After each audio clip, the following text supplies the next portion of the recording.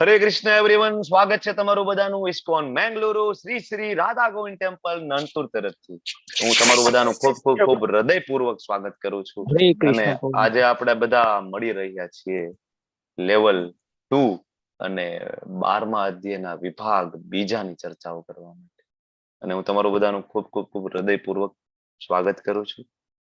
શરૂઆત કરતા પહેલા તમને બધાને ખબર છે એઝ યુઝ્યુઅલ શરૂઆતમાં શ્રી શ્રી રાધા ગોવિંદજીના આપણે દર્શન કરીશું કે જ્યાંથી આપણને આ જ્ઞાનની ગંગા છેક આપણા ઘર સુધી પહોંચે છે.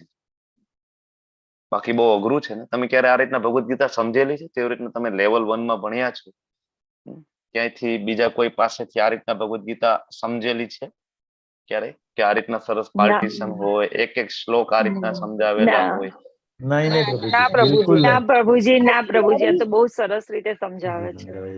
ખૂબ જ સરસ સિસ્ટમિક કોર્સ આપણા માટે તૈયાર કર્યો છે. ના મનીષદાસ પ્રભુએ ખૂબ જ સરસ આપણા માટે કોર્સ ડેવલપ કર્યો છે આપણા બધા ઉપર કરુણા કરીને. તો શરૂઆત કરતા પહેલા પંચતત્વના આપણે ગઈકાલે દર્શન કર્યા હતા. મેં તમને બધાને નામ કહ્યું હતું અને ન યાદ હોય તો ફરીથી. વચ્ચે જે છે એ ભગવાન શ્રી ચૈતન્ય મહાપ્રભુ સ્વયં શ્રી કૃષ્ણ, બાજુમાં છે નિત્યાનંદ પ્રભુ સ્વયં બલરામજી, એમની બાજુમાં છે અદ્વૈત મહાપ્રભુ, બરાબર, અદ્વૈત આચાર્ય, બરાબર, એ સદાશિવજીના મહાવિષ્ણુજીનું કમ્બાઇન ઇન્કાર્નેશન. અને અહીંયા ગદાધર પંડિત એટલે કે શ્રીમતી રાધિકા રાની અને શ્રીવાસ આચાર્ય એટલે કે ભગવાનના પરમ ભક્ત નારદજી. યાદ રાખજો, બરાબર. ને શરૂઆત કરીશું મંગલાચરણથી. ઓમ અજ્ઞાન તિમિરાંધસ્ય જ્ઞાનાજન શલાકયા ચક્ષુરુન્મિલિતમ યેન તસ્મૈ શ્રી ગુરુવે નમઃ. શ્રી ચૈતન્ય મનોભીષ્ટમ સ્થાપિતમ યેન ભૂતલે સ્વયં રૂપ ગદા મહ્યમ દદાતિ સ્વપદાન્તિકમ વંદેહમ શ્રી ગુરુમ શ્રીયુતાપદ કમલમ શ્રી ગુરુન સાગ્રજાતમ સહગણ રઘુનાથામિતમ તમ સજીવમ સાદ્વૈતમ સાવધૂતમ પરિજન સહિતમ કૃષ્ણ ચૈતન્ય દેવમ શ્રી રાધા કૃષ્ણ પાદાન સહગણ લલિતા શ્રી વિશાખાન્વિતાંશ્ચ. હે કૃષ્ણ કરુણા સિંધુ દીનબંધુ જગતપતે ગોપેશ ગોપિકા કાંત રાધા કાંત નમસ્તુતે. તપ્ત કાંચન ગૌરાંગી શ્રી રાધે વૃંદાવનેશ્વરી વૃષભાનુસુતે દેવી પ્रणमामि હરિપ્રિયે. વાંછા કલ્પતરુભ્યશ્ચ કૃપા સિંધુભ્ય એવ ચ પતિતાનાં પાવનેભ્યો વૈષ્ણવેભ્યો નમો નમઃ. નમો વિષ્ણુપાદાય કૃષ્ણ પૃષ્ઠાય ભૂતલે શ્રીમતે ભક્તિ વેદાંત સ્વામિનિતિ નામિને. નમસ્તે સરસ્વતી દેવી ગૌરવાણી પ્રચારિણે નિર્વિશેષ શૂન્યવાદી પાશ્ચાત્ય દેશ તારિણે. જય શ્રી કૃષ્ણ ચૈતન્ય પ્રભુ નિત્યાનંદ શ્રી અદ્વૈત ગદાધર શ્રીવાસાદિ ગૌર ભક્ત વૃંદ.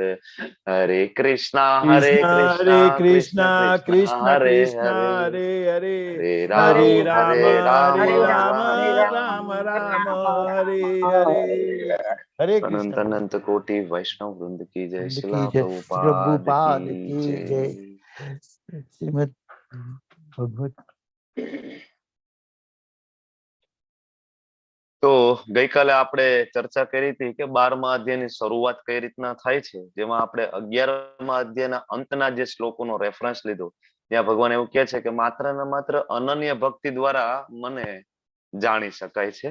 અને હું જે અર્જુનને કહે છે તારી સામે ઉભો છું, 2 હાથ વાળું જે મારું સ્વરૂપ છે, 2 હેન્ડેડ ફોર્મ છે, દ્વિભુજ શ્યામ સુંદર મુરલી મનોહર જે સ્વરૂપ છે ને અર્જુન, એ ઓરિજિનલ છે. એટલે દુવિધામાં નથી પડવાનું કે કૃષ્ણ વિષ્ણુ માંથી આવે છે કે વિષ્ણુ કૃષ્ણ માંથી આવે છે. બિલકુલ નહીં, બરાબર. અને ભગવાન એ પણ 11મા અધ્યાયમાં બહુ ક્લિયર કરે છે બધા દેવી દેવતાઓ મારામાંથી આવે છે, બધાનું ઓરિજિન હું છું. આ 10મા અધ્યાયમાં પણ આપણે જોયું ને, અહમ સર્વસ્ય પ્રભવો, ચતુશ્લોકી ગીતાનો 1લો શ્લોક. તો આ શ્લોકના રેફરન્સ લઈ અને આપણે જોયું કે અનન્ય ભક્તિ દ્વારા ભગવાનને જાણી શકાય છે. અને એ ભક્તિ શીખડાવવા માટે ભગવાન છે 12મા અધ્યાયની અંદર ભક્તિ યોગનું જ્ઞાન આપે છે. શરૂઆત અર્જુનજીના પ્રશ્નથી થાય, ભગવાન સાકાર કે નિરાકાર તમે કહી દો. આના ઉપર આપણે ગઈકાલે ખૂબ સરસ ચર્ચાઓ કરી. તમને બધાને કન્સેપ્ટ આઈ થિંક ક્લિયર થઈ ગયો હોવો જોઈએ કે માયાવાદી, નિર્વિશેષવાદી, નિરાકારવાદી, બરાબર, આ જે શબ્દના શું અર્થ છે, અને એની સામે સગુણવાદી, સાકારવાદી અને વૈષ્ણવ, બરાબર, શું તફાવત છે, તો આપણે ગઈકાલે જોયું. અને જવાબ આપે છે કોણ? સુપ્રીમ ઓથોરિટી ભગવાન શ્રી કૃષ્ણ સ્વયં, બીજા શ્લોકની અંદર, બરાબર છે, કે ભાઈ અલ્ટિમેટલી તો જે મારા સાકાર રૂપમાં જે મારી પૂજા કરે છે એ શ્રેષ્ઠ છે. આની આ વસ્તુ છઠ્ઠા અધ્યાયના અંતે કીધી છે, 9મા અધ્યાયમાં કહ્યું છે. પછી ત્રીજા ચોથા અધ્યાયમાં ભગવાને કીધું કે નિરાકાર વાળાને ભગવાન પ્રાપ્ત ના થાય, એવું છે? ભગવાન કે પ્રાપ્ત તો થાય, પણ રસ્તો બહુ ડિફિકલ્ટ છે. તો 5મા શ્લોકની અંદર ભગવાન કહે છે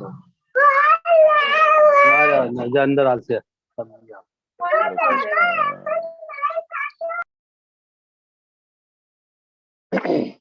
5મા શ્લોકમાં ભગવાન કહે છે કે દુઃખ બહુ છે, કે રસ્તો છે, નિરાકાર બ્રહ્મ વાળો રસ્તો છે. ઇવન આપણને ગઈકાલે કીધું ને કે જ્ઞાન યોગ વાળો રસ્તો છે, ધ્યાન યોગ વાળો રસ્તો છે. પણ આજે જોશું કે રસ્તા ક્યારે કામના છે, બરાબર. જે લોકો ભક્તિ યોગમાં આવે છે એના માટે રસ્તા કામના નથી, બરાબર, કારણ કે એમાં ક્લેશ છે, દુઃખ છે. છઠ્ઠા 7મા શ્લોકની અંદર આપણે જોયું કે ભગવાન સ્વયં આપણને લેવા માટે આવે છે અને કોઈને મોકલતા નથી. ભગવાન એમ કે છે કે હું પોતે આવું છું. તેસામ અહમ, અને જન્મ મરણના સાગરમાંથી આપણને બહાર કાઢે છે. અને એના પછી આપણે ગઈકાલે સરસ મજાની ચર્ચા કરી અને આપણને ખ્યાલ આવે 12મો અધ્યાયના 8 થી લઈને 12 શ્લોક ખરેખર જો આપણે સમજીએ ને, એમને આપણે સમજી લે તો આપણે ખબર ના પડે કે આના વચ્ચેનું કનેક્શન શું છે. પણ જયારે તમને કોઈક સમજાવે, જયારે આવી સરસ મજાની પીપીટી બનાવીને આપણને કોઈક આપે, ત્યારે આપણને ખબર પડે કે 8 થી લઈને 12 શ્લોક છે એમાં ભગવાનની જે કરુણાનો ધોધ છે ને એ છલકાય છે આપણા બધા ઉપર. અને આપણે ખબર પડે કે ભગવાન આપણે કેટલો પ્રેમ કરે છે અને ભગવાન આપણા માટે કેટલું બધું કરે છે. ભગવાન કહે છે કે ભાઈ સૌથી સારી અનન્ય ભક્તિ છે, તમારાથી થાય તો એ કરો, અને એ સરળ પણ છે અને તમે જલ્દીથી મારી પાસે આવી જશો, ભગવાન કહે છે.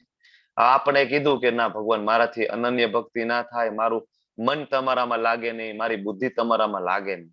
તો કૃષ્ણ કે કાંઈ વાંધો નહીં, તમારાથી ના થાય તમે ઇન્દ્રિયને લગાડો ને, તમે એક કામ કરો, સાધના ભક્તિ કરો ને, ગુરુ મહારાજના શરણે જાઓ ને, જે કહે ને એ પ્રમાણે કરશો ને, અને એ રીતના તમે મારી પાસે આવશો. એક સ્ટેપ ભગવાન આપણા માટે, ભગવાન પગથિયા નીચે ઉતરે છે જો. એટલા માટે હું કહું છું કે તમે ખાલી ઈચ્છા પ્રગટ કરો ને તો વ્યવસ્થા બધી થાય. શાસ્ત્ર એવું કહે છે કે તમે ખાલી કૃષ્ણ તરફ આગળ વધવાનું એક જ પગલું આગળ વધો છો તો કૃષ્ણ 1000 ડગલા તમારી નજીક આવે છે.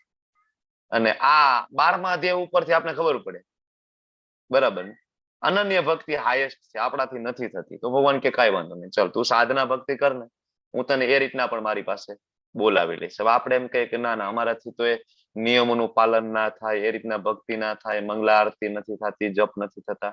તો ભગવાન કે કાંઈ વાંધો નહીં, ચાલ લઈ તો જાવો જ છે તને. ભગવાન શું કે છે? લઈ તો જવો છે, હું તને રહેવા દેવાનો નથી, તું મારું બાળક છો અને તું દુઃખી થાય છે મને પસંદ નથી. તો ભગવાન પ્રયત્ન કરે છે. 10મા શ્લોકની અંદર એમ કે છે કે ભાઈ એક કામ કર, તું નિષ્કામ કર્મ યોગ કર ને, કર્મ તો કરી શકીશ ને, આમે તું સવારથી લઈને સાંજ સુધી ટિફિનના ડબલા લઈને કર્મ તો કરે જ છો ને, થોડું મારા માટે કરી લે ને ભાઈ. ભગવાન શું કે છે? મારા માટે થોડું કર્મ કરી લે. આ રીતના પણ ધીમે ધીમે તને મારા ભક્તોનો સંગ થશે અને તું આવીશ. આપણે ગઈકાલે આ બધા શ્લોક ઉપર ચર્ચાઓ કરેલી છે, પણ એક આ નાનું એવું રિવિઝન છે, કારણ કે અધ્યાય બહુ ઇમ્પોર્ટન્ટ છે, બરાબર. જે લોકો કાલે કદાચ લેટ આવ્યા હોય, ના જોઈન થયું હોય, તો એને પણ કનેક્શન થઈ જાય આજના અધ્યાય સાથે. તો ભગવાન પગથિયું નીચે ઉતરીને કર્મયોગમાં આવે. જો ભક્તિ ના થઈ ને તો ભક્તિ ભગવાન સાઈડમાં મૂકી દીધી. ભગવાને કર્મયોગનું ચેપ્ટર ખોલીને આપણી સામે બેઠા છે. ભગવાન જે ના પાડે છે, બરાબર, એ ભગવાન કે છે વાંધો નહીં, એ પણ કરી લે, બરાબર. હવે આપણે એમ કે ના ભગવાન તમારા માટે તો હું ક્યાંથી કામ કરું? તો ભગવાન કે કાંઈ વાંધો નહીં, તારા માટે તું જે કરતો હોય એને કર, પણ એની ફળની આશા છોડી દે. એક પગથિયું હજી નીચે. ભગવાન કે મારા માટે ના કરી તો કાંઈ નહીં, તારા માટે કર, તને જે સારું લાગે એ તું કર, દાન પુણ્ય કઈ કરતો હોય તો એ બધું તું કર, પણ એમાં ફળની આસક્તિ છોડી દે. એ પ્રમાણે તું શુદ્ધ થઈશ, અને શુદ્ધ થઈશ તો તું મારી પાસે આવી શકીશ. આપણે એમ કઈક ના ભગવાન મારાથી તો એ પણ ના થાય. ભગવાન કે કઈ વાંધો નહીં, હજી ભગવાન નીચે ઉતરે. કર્મયોગ થી ભગવાન છે જ્ઞાન યોગમાં આવે છે. કે કાંઈ વાંધો નહીં, એક કામ કર ને, જ્ઞાનોપાર્જનમાં પરોવાઈ જા ને જ્ઞાન લેવામાં, બરાબર, તું ભગવદ ગીતા વાંચ, ભાગવતમ વાંચ, બરાબર, એમ કરી કરીને એક રસ્તો ખુલશે. તું તારી પોતાને જાણવાની કોશિશ કર, તું કોણ છો, તારું ધ્યેય શું છે, આ બધું કર. એટલે જો આ જ્ઞાન યોગ છે, ઘણા બધા વેદાંતિઓ હોય એ નકરા વેદ જ વાંચે, વેદો જ વાંચે, વેદો જ વાંચે. વેદો વાંચીને એને એ કન્વિક્શન તો આવી જાય, શું? તો કે ભાઈ હું શરીર નથી, હું આત્મા છું. એ લેવલ સુધી પહોંચી જાય, પણ ત્યાં એ અટકી જાય છે. પ્રોબ્લેમ એ છે, ત્યાં શું છે, એ અટકી જાય છે. પછી આગળનું જે સ્ટેજ છે ને, એ લોકો એવું મને કે ફાઇનલ સ્ટેજ આવી ગયું, કે મેં જાણી લીધું હું શરીર નથી, હું આત્મા છું, આ ફાઇનલ સ્ટેજ છે. હવે બધું હું સંસાર છોડી દઉં અને હિમાલયની ગુફામાં વયો જાઉં, ગિરનારની ગુફામાં જતો રહું ને બસ ત્યાં જઈને હું મારા માટે હું, બરાબર, કા હું યજ્ઞ કરીશ, કા પછી ત્યાં નિરાકાર બ્રહ્મની ઉપાસના કરીશ. ત્યાં અટકી ગયા. હકીકતે પેલું પગથિયું છે. એટલે ભગવાન એ જો એ બીજા અધ્યાયમાં જ આપી દે છે. ભગવાન ભગવદ ગીતાની શરૂઆત થાય પેલા અધ્યાયમાં ભગવાનના એક પણ શ્લોક નથી, તમને ખબર છે. રેડી? બીજા અધ્યાયમાં જ્ઞાન આપવાની શરૂઆત કરે ને જ્ઞાન આપવાની શરૂઆત કરી તો પેલું જ્ઞાન જ ભગવાન એ આપી દે છે. શું? તો કે ભાઈ આપણે શરીર નથી, આત્મા છીએ. અર્જુનને કે છે બીજા અધ્યાયના 11મા શ્લોકથી જ ભગવાન જ્ઞાન આપવાનું ચાલુ કરી દે છે. અશોચાનન શોચસ્તમ પ્રજ્ઞાવાદાશ્ચ ભાષસે ગતાસુ ન ગતાસુ નાનું શોચંતી પંડિતા. ભગવાન આખી ભગવદ ગીતાના જ્ઞાનની શરૂઆત ત્યાંથી કરે કે ભાઈ તું જાણી લે કે આપણે એ પેલું પગથિયું છે. જયારે આ વેદાંતિ એવું માને કે છેલ્લું પગથિયું છે, કે એ પેલું પગથિયું છે. તો ભગવાન કે છે કાંઈ વાંધો નહીં, શરૂઆત તો કર, પેલું પગથિયાથી શરૂઆત કર, બરાબર, જ્ઞાન લેવાનું ચાલુ કર. પછી ભગવાન કે ધ્યાન. એટલે જ્ઞાન અને ધ્યાન છે ત્યારે કામના છે કે કોઈ વ્યક્તિ ભક્તિમાં નથી. કોઈ વ્યક્તિ જો ડાયરેક્ટ ભક્તિમાં પરોવાઈ જાય છે તો પછી એને જરૂરી નથી, એને એ બધી વસ્તુમાં પડવાની જરૂર નથી. બરાબર. હવે આ બધા સ્ટેપ આપણે ગઈકાલે જોયા અને આજે જે આપણે શરૂઆત કરવા જઈ રહ્યા છીએ એ ભગવાન એક કહે છે આપણને કે ભગવાનને કેવો ભક્ત છે પસંદ છે. બરાબર. એટલે અહીંથી આપણે ત્રીજો વિભાગ આપણે શરૂ કરીએ છીએ. બે વિભાગની આપણે ગઈકાલે ચર્ચા કરી, જેમાં આપણે પેલા જોયું સાકાર અને નિરાકાર. પ્રભુ તમે વોટ્સએપ ગ્રુપની અંદર નોટિફિકેશન મૂકી દીધું છે ને જિગ્નેશ દરબારજી? ક્લાસ એટલે જ કહું છું પાર્ટિસિપન્ટ ઓછા છે એટલે મિસ થઈ ગયું છે કોઈને કે વોટેવર, કઈ વાંધો નહીં, આપણે નોટિફિકેશન મૂકી દેજો બસ. ના મૂક્યું હોય તો એવું હોય તો એકાદ વખત રિપીટ મૂકી દેજો. અને ગઈકાલે ચર્ચા કરી કે સાકાર કે નિરાકાર, એ ચર્ચા કરીને ભગવાને એની કરુણાનું સાગર આપણા માટે, બરાબર ને, છલકતો મૂકી દીધો કે આવી જાવ, હું રાહ જોઉં છું તમારી, આ નહીં તો આ નહીં તો આ નહીં તો આ નહીં તો આ, કંઈક તો કરો મારા માટે, હું તમારા માટે આટલું કરું છું, તમે મારા માટે કઈ નહીં કરો, કંઈક તો પ્રયત્ન કરો ને આવવાનું. જવું છે તમારે, આવવું છે તો એટલીસ્ટ તમે ઈચ્છા તો કરો. ભગવાન એમ કે બાકીનું તો હું જોઈ લઉં છું, ઈચ્છા તો કરો. અને હવે અહીંયા જે કે છે ને આ 12-13 થી લઈને 20 શ્લોક સુધી એમાં ભગવાનને કેવા ભક્ત ગમે છે અહીંયા એની ચર્ચા છે. બરાબર. તો શરૂઆત કરીએ. એમાં ભગવાન એમ કે છે કે જે મનુષ્ય કોઈનો દ્વેષ નથી કરતો, જીવ માત્રનો દયાળુ મિત્ર છે. 31 જેટલા ગુણોની આપણે ચર્ચા કરતા હોઈએ છીએ. 13 થી લઈને જે 20 શ્લોક છે એમાં 31 એવા ગુણો છે કે જે વૈષ્ણવોએ ડેવલપ કરવાની કોશિશ કરવી જોઈએ. ડેવલપ કરવાની કોશિશ એટલે એવું નહીં કે આમાંથી એક એક ગુણની ચિઠ્ઠી બનાવીને ખિસ્સામાં રાખવાની, રોજ એક એકની પ્રેક્ટિસ કરવાની, પણ ભગવાનના નામનો જપ અને શ્રીલ પ્રભુપાદજી આપેલા 4 નિયમો, આનું પાલન કરવાથી આ બધા ગુણો છે એની મેળે મેળે ડેવલપ થાય છે. અલગથી પ્રયત્ન કરવાની જરૂર નથી, પણ જાણવાની જરૂર છે કે આ કયા કયા ગુણો છે, આપણે જાણવાની જરૂર છે.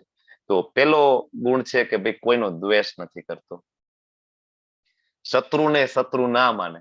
ભગવાનનો જે ભક્ત હોય ને એ, બરાબર, એ દ્વેષ ના કરે અને ઇવન એનો શત્રુ હોય તો એવું માને કે ભાઈ મારા કર્મના કારણે છે. બરાબર છે.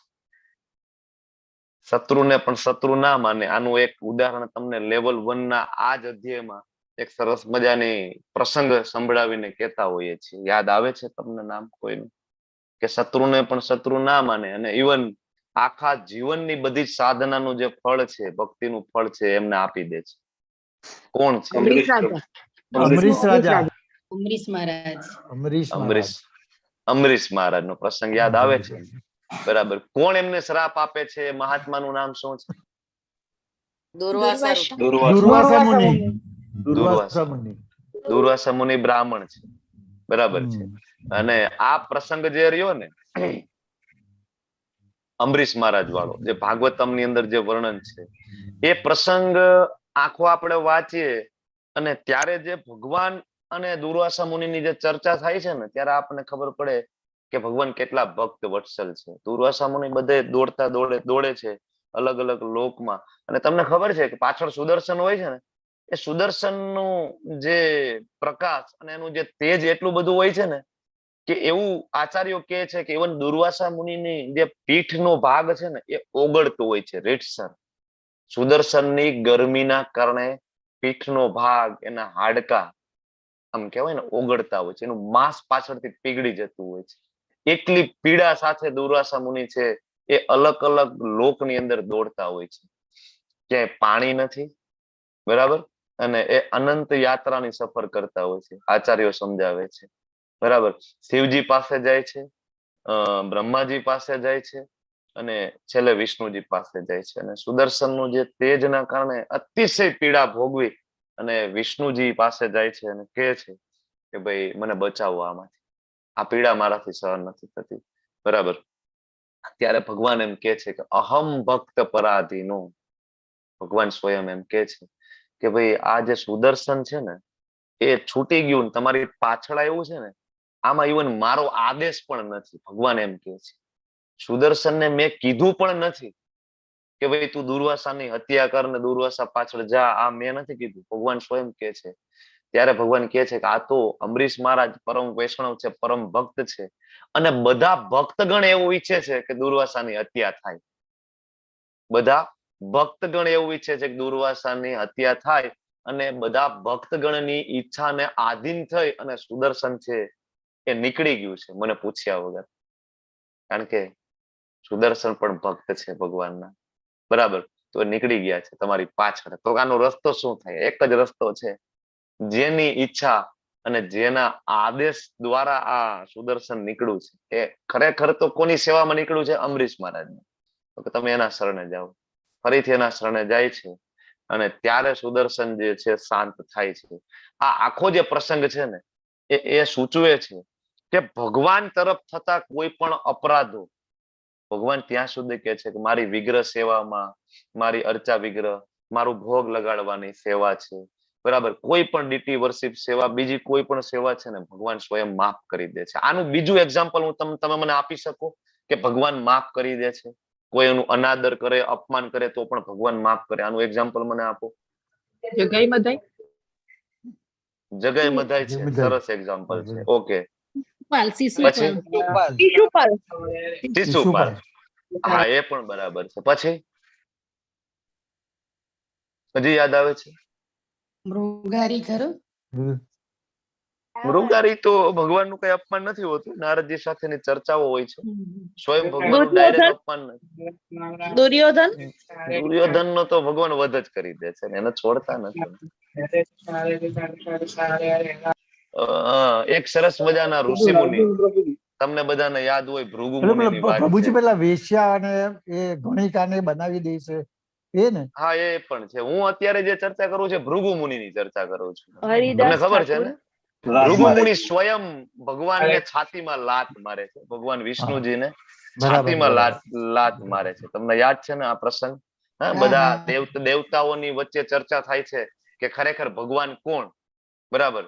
તો ભૃગુ મુનિ આવે છે અને ભૃગુ મુનિને કહે છે કે ભાઈ તમે બહુ જ્ઞાની છો, તમે સક્ષમ પણ છો, બધા પાસે તમે જઈ શકો છો, ડાયરેક્ટ પૂછી શકો છો. તમે રિસર્ચ કરો કે ભગવાન કોણ, બ્રહ્મા વિષ્ણુ મહેશ માંથી ભગવાન કોણ છે એક્ઝેક્ટલી, આરાધ્ય કોણ છે. જાય છે બ્રહ્માજી પાસે, જાય છે. બ્રહ્માજી ખૂબ ક્રોધિત થઈ જાય છે. શિવજી તો અતિશય ક્રોધે ભરાઈ જાય છે, થોડાક અપમાનથી પણ. અને ભગવાન નારાયણ પાસે જાય છે, છાતી ઉપર સીધું લાત મારે છે ભૃગુ મુનિ. તો ભગવાન છે એના જે પથારી જે છે અનંત શેષ ની, ત્યાંથી ઉભા થઈ અને ચરણ કમળમાં બેસીને એના પગ હાથમાં લઈને કે છે કે ભાઈ મારી તો છાતી બહુ કઠોર છે અને તમારા પગ બહુ કોમળ છે, તમને લાગ્યું તો નથી, તમને કઈ ઘાવ તો નથી થઈ ગયો ને તમારા પગમાં? ત્યારે ભૃગુ મુનિ કહે છે કે આ ભગવાન હોવા જોઈએ. નાની એવી વાતમાં ક્રોધ આવી જાય, ગુસ્સો આવી જાય, પરિસ્થિતિને સાચવી ના શકે તો ભગવાન હોય નહીં. બરાબર છે.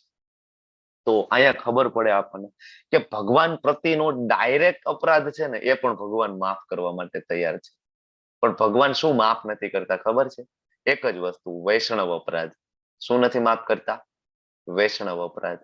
વૈષ્ણવ અપરાધ ક્યારે માફ થાય તમને ખબર છે? કોઈને ખબર છે વૈષ્ણવ અપરાધ ક્યારે માફ થાય?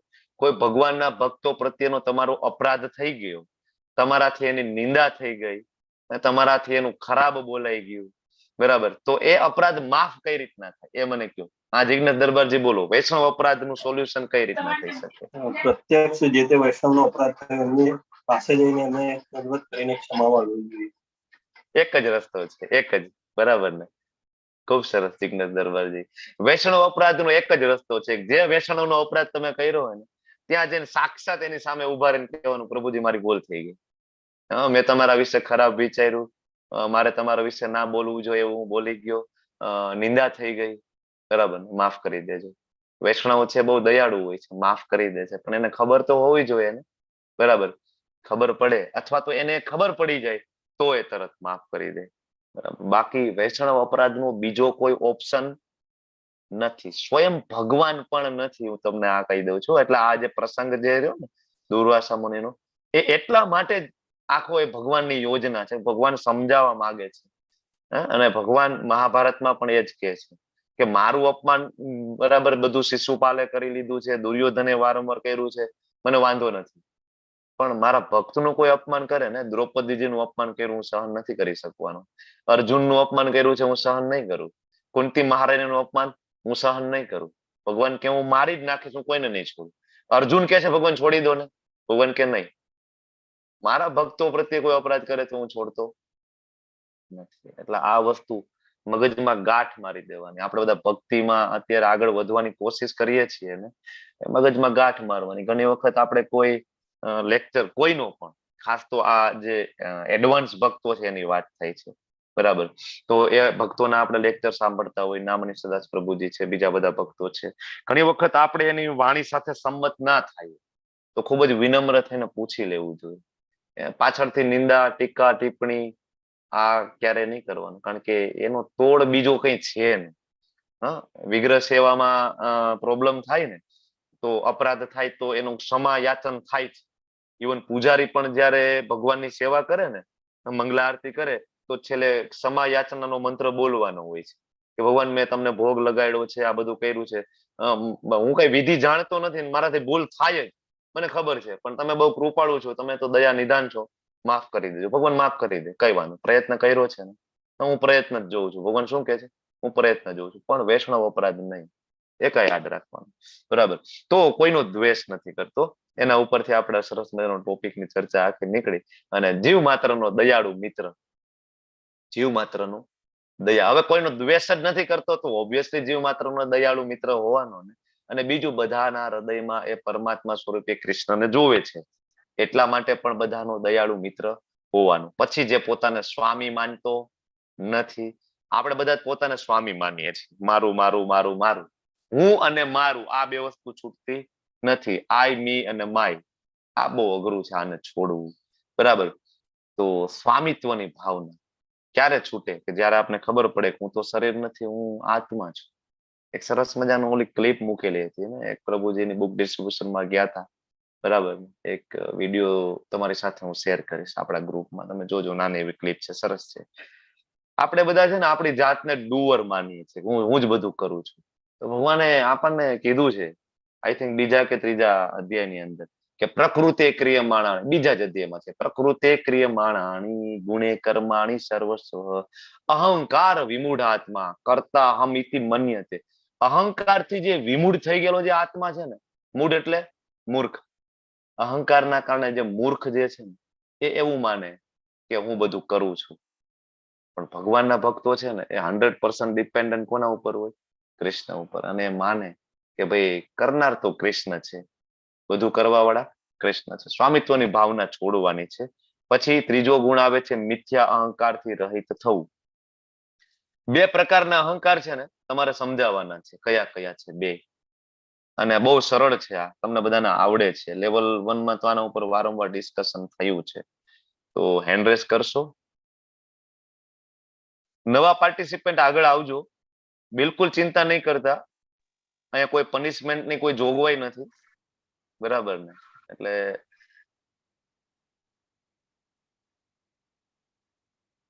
બોલો. કૌમુદીની માતાજી બોલો તો. લલિત કુમાર વેદ પ્રભુ બોલો. અને તમારી તબિયત કેવી છે? સારી છે ને? પ્રભુજી આ થોડો આરામમાં છે. કઈ વાંધો નહીં. અને બોલી શકાય એમ હોય તો બોલો, નહીતર વાંધો નહીં. શાંતિથી સાંભળો. અને મિથ્યા અહંકાર એટલે હું છું એવી જે ભાવના હોય, હા, એ મિથ્યા અહંકાર. હા, અને સાચો અહંકાર હું ભગવાનનો સેવક છું, દાસ એ છું ભગવાનનો, એ સાચો અહંકાર. સાચો અહંકાર છે. યસ પ્રભુ, જલ્દી જલ્દી સાજા થઈ જાઓ અને ભગવાનની સેવામાં લાગી જાઓ. અમે બધા સાથે મળીને તમારા માટે પ્રાર્થના કરીએ છીએ. હમણાં એક હેન્ડરેસ હતો માર્ગી પ્રજાપતિ માતાજીનું. બોલો, મિથ્યા અહંકાર એટલે શું? પ્રભુજી કીધું એ જ છે પ્રભુજી. બીજું કઈ ઉમેરવું છે? બસ એ જ કે મિથ્યા અહંકાર એટલે જરૂર વગરનું અહંકાર, કે મેં આમ કર્યું. બરાબર કઈ છે. કર્યું તો પોતાના ઉપર લેવાનું કે મેં મી એમ. અને બીજો ભક્તિનો અહંકાર, કે ભગવાનના ભક્ત હોવાનો અહંકાર. હા, એ પણ એક અહંકાર ઘણી વાર આવી જાય છે. બરાબર છે. વિશાલ આહિરજી બોલો. વિશાલજી. પ્રભુજી, હું શરીર છું એ મિથ્યા અહંકાર. બરાબર. અને હું આત્મા છું એ સત્ય અહંકાર. હા, સાચો અહંકાર. પણ હું આત્મા છું એટલું નહીં, પણ હું આત્મા છું અને હું કૃષ્ણનો દાસ છું. આ એક એમાં એડ કરવું પડશે આપણે. બરાબર. આ જે આપણી અન્ડરસ્ટેન્ડિંગ છે ને, એ સાચી અન્ડરસ્ટેન્ડિંગ છે અને એનો સાચો અહંકાર કહેવાય. અને બીજું, અહંકારથી કોઈ દિવસ મુક્ત થઈ શકાતું નથી. 7મા અધ્યાય તમે બરાબર ભણ્યા હોય તો તમને એમાં ખબર છે કે પરા અને અપરા બે શક્તિની ચર્ચા થાય છે 7મા અધ્યાયની અંદર, જેમાં ભગવાન આપણને આપણું હાર્ડવેર અને સોફ્ટવેર સમજાવે છે. હાર્ડવેર પંચમહાભૂતમાંથી બનેલું અને આપણું સોફ્ટવેર મન, બુદ્ધિ ને અહંકારમાંથી બનેલું. એટલે અહંકાર આ ભૌતિક જગતમાં ઇનબિલ્ટ સોફ્ટવેર છે. આપણું ઇનબિલ્ટ સોફ્ટવેર છે. અહંકારથી કોઈ પણ મુક્ત થઈ શકતું નથી. ગમે તેવી યોગિક સાધનાઓ કરવાથી પણ અહંકારથી મુક્ત ના થાય. પણ અહંકારને કન્વર્ટ કરી શકાય છે. મિથ્યામાંથી સાચા અહંકારમાં કન્વર્ટ કરવાનું છે. બરાબર ને? અને એ જ અલ્ટિમેટ ગોલ છે આ જીવનનો. તો મિથ્યા અહંકારથી રહિત થવું. સુખ અને દુઃખમાં સમાન રહે છે. સુખ અને દુઃખમાં સમાન વૈષ્ણવ ભક્ત એટલા માટે રહે કે કોઈ કોમ્પિટિશનમાં નથી. અને આપણે બધા દુઃખી એટલા માટે છે કે આપણે બધા સતત કોમ્પિટિશનમાં છીએ. બરાબર ને? ઓલા પાસે છે, મારી પાસે કેમ નથી? બરાબર છે ને? આના કારણે આપણે સવારથી લઈને સાંજ સુધી દુઃખી છીએ. આપણી પાસે સુખના બધા વસ્તુઓ છે, પણ આપણે દુઃખી એનાથી છે ને કે ઓલા પાસે શું કામ છે ને, દુઃખી આપણે વધારે એનાથી છીએ. બાજુવાળા પાસે ફોર્ચ્યુનર કેમ છે, મારી પાસે અલ્ટો છે, પણ બાજુવાળાની ફોર્ચ્યુનર કેમ છે, મારી પાસે કેમ નથી? દુઃખી આપણે આનાથી વધારે છીએ. દ્વેષ. બરાબર. પણ ભગવાનના ભક્તો છે એ બરાબર સુખ દુઃખમાં સમાન છે, કારણ કે કોમ્પિટિશનમાં નથી. અને જે સહિષ્ણુ છે, કારણ કે કોમ્પિટિશનમાં નથી એટલે સહિષ્ણુ છે. એનામાં સહન શક્તિ છે, બધું સહન કરી લે છે અને સદા સંતુષ્ટ છે. ભગવત કૃપાથી જે કઈ મળે ને, બરાબર, એમાં સંતુષ્ટ. એના માટે મેળવવા માટે મહા કષ્ટ નથી કરતો. જેમ આપણે ભૌતિક વસ્તુઓ મેળવવા માટે શું કરીએ છીએ? 16 કલાક 12 કલાક કામ કરીએ છીએ ને. પણ ભગવાનના ભક્ત છે ને, એનું શેડ્યુલ એવું હોય છે કે 8 કલાક રૂટીન દૈનિક કાર્ય, સુવાનું, ખાવા પીવાનું, સ્નાન કરવાનું, અને 8 કલાક છે ને એ પૈસા કમાવાના, ધન એકઠું કરવા માટે, જે તે જગ્યાએ જવાનું, જોબ ઉપરથી આવવાનું. જે કઈ પૈસા પ્રાપ્ત થાય એ પણ મેક્સિમમ ટ્રાય કરવાની કે કૃષ્ણની સેવામાં. આના ઉપરથી મને યાદ આવે છે કે આવતીકાલે રામનવમી છે. તમને બધાને યાદ હશે ને? મહા મહોત્સવ, મહાપર્વ આપણા માટે કહી શકાય. આમ તો ધીમે ધીમે છે ને આ બધા મહત્વ ઘટતું જાય. જો આવતીકાલે આમ જોવા જાય તો કઈ એવા મોટા, ખરેખર રામચંદ્રજીનું પ્રાગટ્ય છે. આ કોઈ સામાન્ય દિવસ નથી. પણ માણસોમાં ઉત્સાહ નથી જોવા મળતો. જન્માષ્ટમી ઉપર માણસોને ઉત્સાહ જોવા મળે એટલા માટે કે 3 દિવસની રજા હોય, ફરવા જવાનું છે. દિવાળી ઉપર ઉત્સાહ એટલા માટે જોવા મળે કે આપણે એક વીકેન્ડ, મતલબ 4-5 દિવસની રજા મળે અને ફરવા જવાનું છે. ઉત્સાહ આનો જ જોવા મળે છે. અને રામનવમી ઉપર ખરેખર કોઈ ઉત્સાહ નથી જોવા મળતો. આપણું દુર્ભાગ્ય છે. સ્વયં કરુણા નિદાન જે દિવસે પ્રગટ થાય છે અને આપણને કોઈ ઉત્સાહ નથી. એટલે આપણે વાત એ કરતા હતા કે સંતુષ્ટ 8 કલાકનું જે ડિવિઝન છે કામ કરવા જવાનું, એમાંથી જે ફળ મળે ને ઠાકોરજીની સેવામાં લગાડવાનું. તો કાલે રામનવમી છે, એક તો વધુમાં વધુ જપ થવા જોઈએ. અને બીજું, તમે જે કઈ મહેનત કરીને જે પૈસા એકઠા કર્યા હોય ને એમાંથી નાનો એવો ભાગ છે ને આવતીકાલે જરૂર સમર્પિત કરવો જોઈએ ભગવાન શ્રી કૃષ્ણના ચરણોમાં, રામચંદ્રજીના ચરણોમાં. મોકો મળે અને કાલે મંદિરે જવાનું થાય, જો રૂબરૂ દર્શન થાય રામચંદ્રજીના, તો ખાલી હાથે જવું નહીં. સામાન્ય માણસનો બર્થડે હોય ને, આપણા ફ્રેન્ડનો બર્થડે હોય ને, આપણા મિત્રનો, જેને આપણા માટે કંઈક આપણા જીવનમાં થોડું ઘણું કર્યું હોય, અને એનો બર્થડે આવે ને તો આપણે એના માટે સરપ્રાઈઝ પાર્ટી રાખતા હોઈએ છીએ, મોંઘી મોંઘી ગિફ્ટ આપણે એના માટે આપતા હોઈએ છીએ. પણ આ તો સ્વયં રામચંદ્રજીનો બર્થડે છે, સ્વયં ભગવાનનો બર્થડે છે, જે આપણને અનંત જન્મોથી સાચવી રહ્યા છે અને આપણા માટે બધી જ વ્યવસ્થા કરી રહ્યા છે. તો એટલે જ કાલે આપણે જાય ને તો એક સરસ નાની ગિફ્ટ લઈને જવાનું કે ભગવાન હું તમારા માટે લાવ્યો છું. કાંઈ ના મળે તો થોડું ફ્રૂટ લઈને જવાનું, ભગવાન તમારા માટે હું ફ્રૂટ લાવ્યો છું. અને કાંઈ ના મળે આપણે એમ થાય કે ના ભગવાન મારી કોઈ શક્તિ નથી, તુલસી દળ લઈને જવાનું, સરસ મજાનો ડબ્બો, તુલસી દળ, માંજર સરસ મજાના સ્વચ્છ કરી ધોઈ ગંગા જળમાં ડુબાડી અને ભગવાનને અર્પણ કરવાનું, ભગવાન તમારા માટે લાવ્યો છું. આ કરવું જોઈએ આપણે, કારણ કે કાલે રામનવમી છે. મેક્સિમમ જપા થવા જોઈએ અને વૈષ્ણવ સંઘ કરવો જોઈએ. અને હું એમ કહું કે બધા બિઝનેસ છે ને એના ઉપર કાલે રજા રાખવી જોઈએ, ગમે એટલું. હું નથી માનતો કે રામચંદ્રજીના પ્રાગટ્યથી મોટું હું નથી માનતો જીવનમાં કઈ આપણા માટે બીજું મહત્વ હોય. જન્માષ્ટમી છે, રામનવમી છે, ગૌર પૂર્ણિમા છે, આ બધા દિવસ ઉપર આપણે રજા રાખવી જોઈએ, બરાબર ને? અને આગળ સંતુષ્ટ, પછી આગળ આવે આત્મસંયમ. ભગવાન કહે છે મારા ભક્તો છે ને આત્મસંયમ, એનો ઇન્દ્રિય ઉપર કંટ્રોલ હોય છે, બરાબર? ઇન્દ્રિય ઉપર કંટ્રોલ હોય છે. જેમ જેમ જેમ જેમ જેમ જેમ તમે ભક્તિ કરતા જાઓ ને, તો તમે બધા ઘણા બધા છે લોકોએ અનુભવ કર્યો હશે કે પેલા લગ્ન પ્રસંગમાં જતા હતા ને, રિસેપ્શનમાં જતા હતા ને, બહુ બધું મેનુ હોય ને, બહુ મન થાય આ ખાઈ લો, ઓલું ખાઈ લો, આ ખાઈ લો, પ્લેટમાં એટલું બધું લઈ લે ને કે ખાઈ ના શકીએ. જયારે ભક્તિમાં આવે ને ત્યારે ખબર પડે કે કદાચ સામે હજારોનું મેનુ, હજારો આઈટમો પડેલી હોય ને, તો મનમાં પેલો પ્રશ્ન તો એ થાય કે આ ઠાકોરજીને ભોગ લગાડેલો છે, નથી લગાડેલો. અચ્છા, આ ભક્તો દ્વારા એ ભાવનાથી બનાવેલું છે, નથી બનાવેલું. આ ટોટલી પ્રોફેશનલી બનાવેલું છે, કોઈ ભોગ નહીં, કોઈ સ્વચ્છતા નથી આની અંદર, અને ભગવાને આ નથી જમેલા, તો મારે જમવું ના જોઈએ. હું કઈ રીતના, હું તો દાસ છું. આપણા ઘરમાં આપણે કોઈ કામવાળા રાખેલા હોય, નોકર રાખેલા હોય, અને આપણા ઘરમાં સરસ મજાની કોઈ વસ્તુ બનેલી હોય, ફ્રીજમાં પડી હોય, જે જાતે આપણે પૂછ્યા વગર કાઢીને ખાઈ લે, આપણને ખબર ના હોય, તો ચાલે ખરું? બરાબર ને? તો આપણે શું છે? દાસ છીએ, આપણે સેવક છીએ. ભગવાનને અર્પણ થાય એ આપણે જમવું જોઈએ.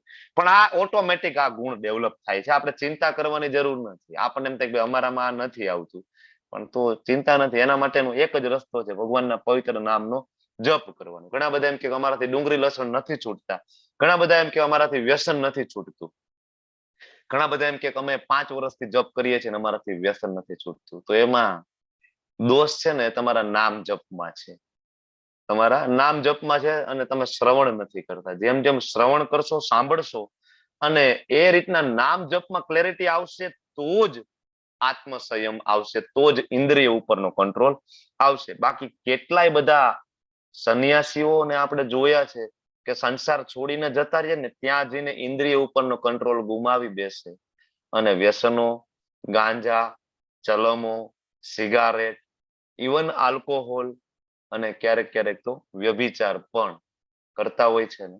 સિક્રેટ રૂમ બનાવેલા હોય છે અમુક આશ્રમોની અંદર. ઇન્દ્રિય ઉપર સંયમ આવી શકતો નથી, કારણ કે ક્યારે આવે તો કે માત્ર ને માત્ર ભગવાનના નામનો જો જપ કરેલો હશે ને તો જ, બાકી બીજો કોઈ ઓપ્શન છે જ નહીં ઇન્દ્રિય ઉપર સંયમ લાવવાનો. પછી દ્રઢ નિશ્ચય પૂર્વક મારામાં મન તથા બુદ્ધિ સ્થિર કરવાની વાત છે. અહીંયા ભગવાન એમ કે છે કે દ્રઢ સંકલ્પ, દ્રઢ નિશ્ચય, આ બહુ ઇમ્પોર્ટન્ટ શબ્દ છે, બરાબર? ભગવાનનો ભક્ત હોય ને દ્રઢ હોય, ખોટી દલીલથી એ પ્રભાવિત થાય નહીં, બરાબર? સંપૂર્ણ સભાન હોય કે કૃષ્ણ છે જ સનાતન, સ્વામી છે, કારણ કે એને ભગવદ્ ગીતા વાંચી છે, ભગવદ્ ગીતા સમજી છે, વૈષ્ણવનો સંગ કર્યો છે, તો એ એકદમ ક્લિયર છે, એ દ્રઢ છે. અને આવા દ્રઢ નિશ્ચય સાથે ભગવાનમાં જયારે મન બુદ્ધિ લાગતી હોય ને, દુનિયાની કોઈ તાકાત નથી કે વૈષ્ણવોને કૃષ્ણ ભક્તિમાંથી દૂર કરી શકે. એક વખત શ્રીલ પ્રભુપાદજીના એક શિષ્ય ભક્તિમાં આવ્યા, નવોદિત ભક્ત હતા, નવા તો એમ કે છે કે ભાઈ શ્રીલ પ્રભુપાદજી, તમે ભગવાનના આટલા મોટા ભક્ત છો, તમારે ચશ્મા શું કામ છે? ભગવાનના ભક્ત તમારે ચશ્મા ના હોવા જોઈએ. અને એમ કરીને પ્રભુપાદજીને છોડીને જતા રહે છે. તો બીજા ભક્તો શ્રીલ પ્રભુપાદજીને કહે છે, પ્રભુપાદજી આ તો છોડીને જતા રહ્યા, આપણે શું કરીશું? ત્યારે પ્રભુપાદજી એને કહે છે, ચિંતા નહીં કરો, એક વખત કોઈ કૃષ્ણ પાસે આવે છે ને, કૃષ્ણ છોડતા નથી એને ક્યારે, એને પાછું આવવું પડશે અને આવવું પડશે. આનું બેસ્ટ એક્ઝામ્પલ હજી આપણે કૃષ્ણ લીલામાંથી લઈએ ને તો પૂતના વધ. ભગવાન જયારે પૂતનાનો વધ કરે છે ને, તો ભગવાન એનો વધ કરે અને સ્તનપાન કરતા હોય છે, તો પૂતના છે ને રાળો નાખે છે, ભગવાન છોડી દો મને, ભગવાન છોડી દો મને, મારી ભૂલ થઈ ગઈ, મને ખબર નહોતી તમે નારાયણ છો, નહીતર હું આવું ના કરે. કૃષ્ણ એમ કે છે કે જો ભાઈ, તારી પાસે બે ઓપ્શન છે. શું? તો કે મને પકડવો અને મને છોડી દેવો. પણ મારી પાસે એક જ ઓપ્શન છે, હું મારા ભક્તોને પકડું તો હું એને ક્યારે છોડતો નથી. મારી પાસે બીજો ઓપ્શન છે જ નહીં.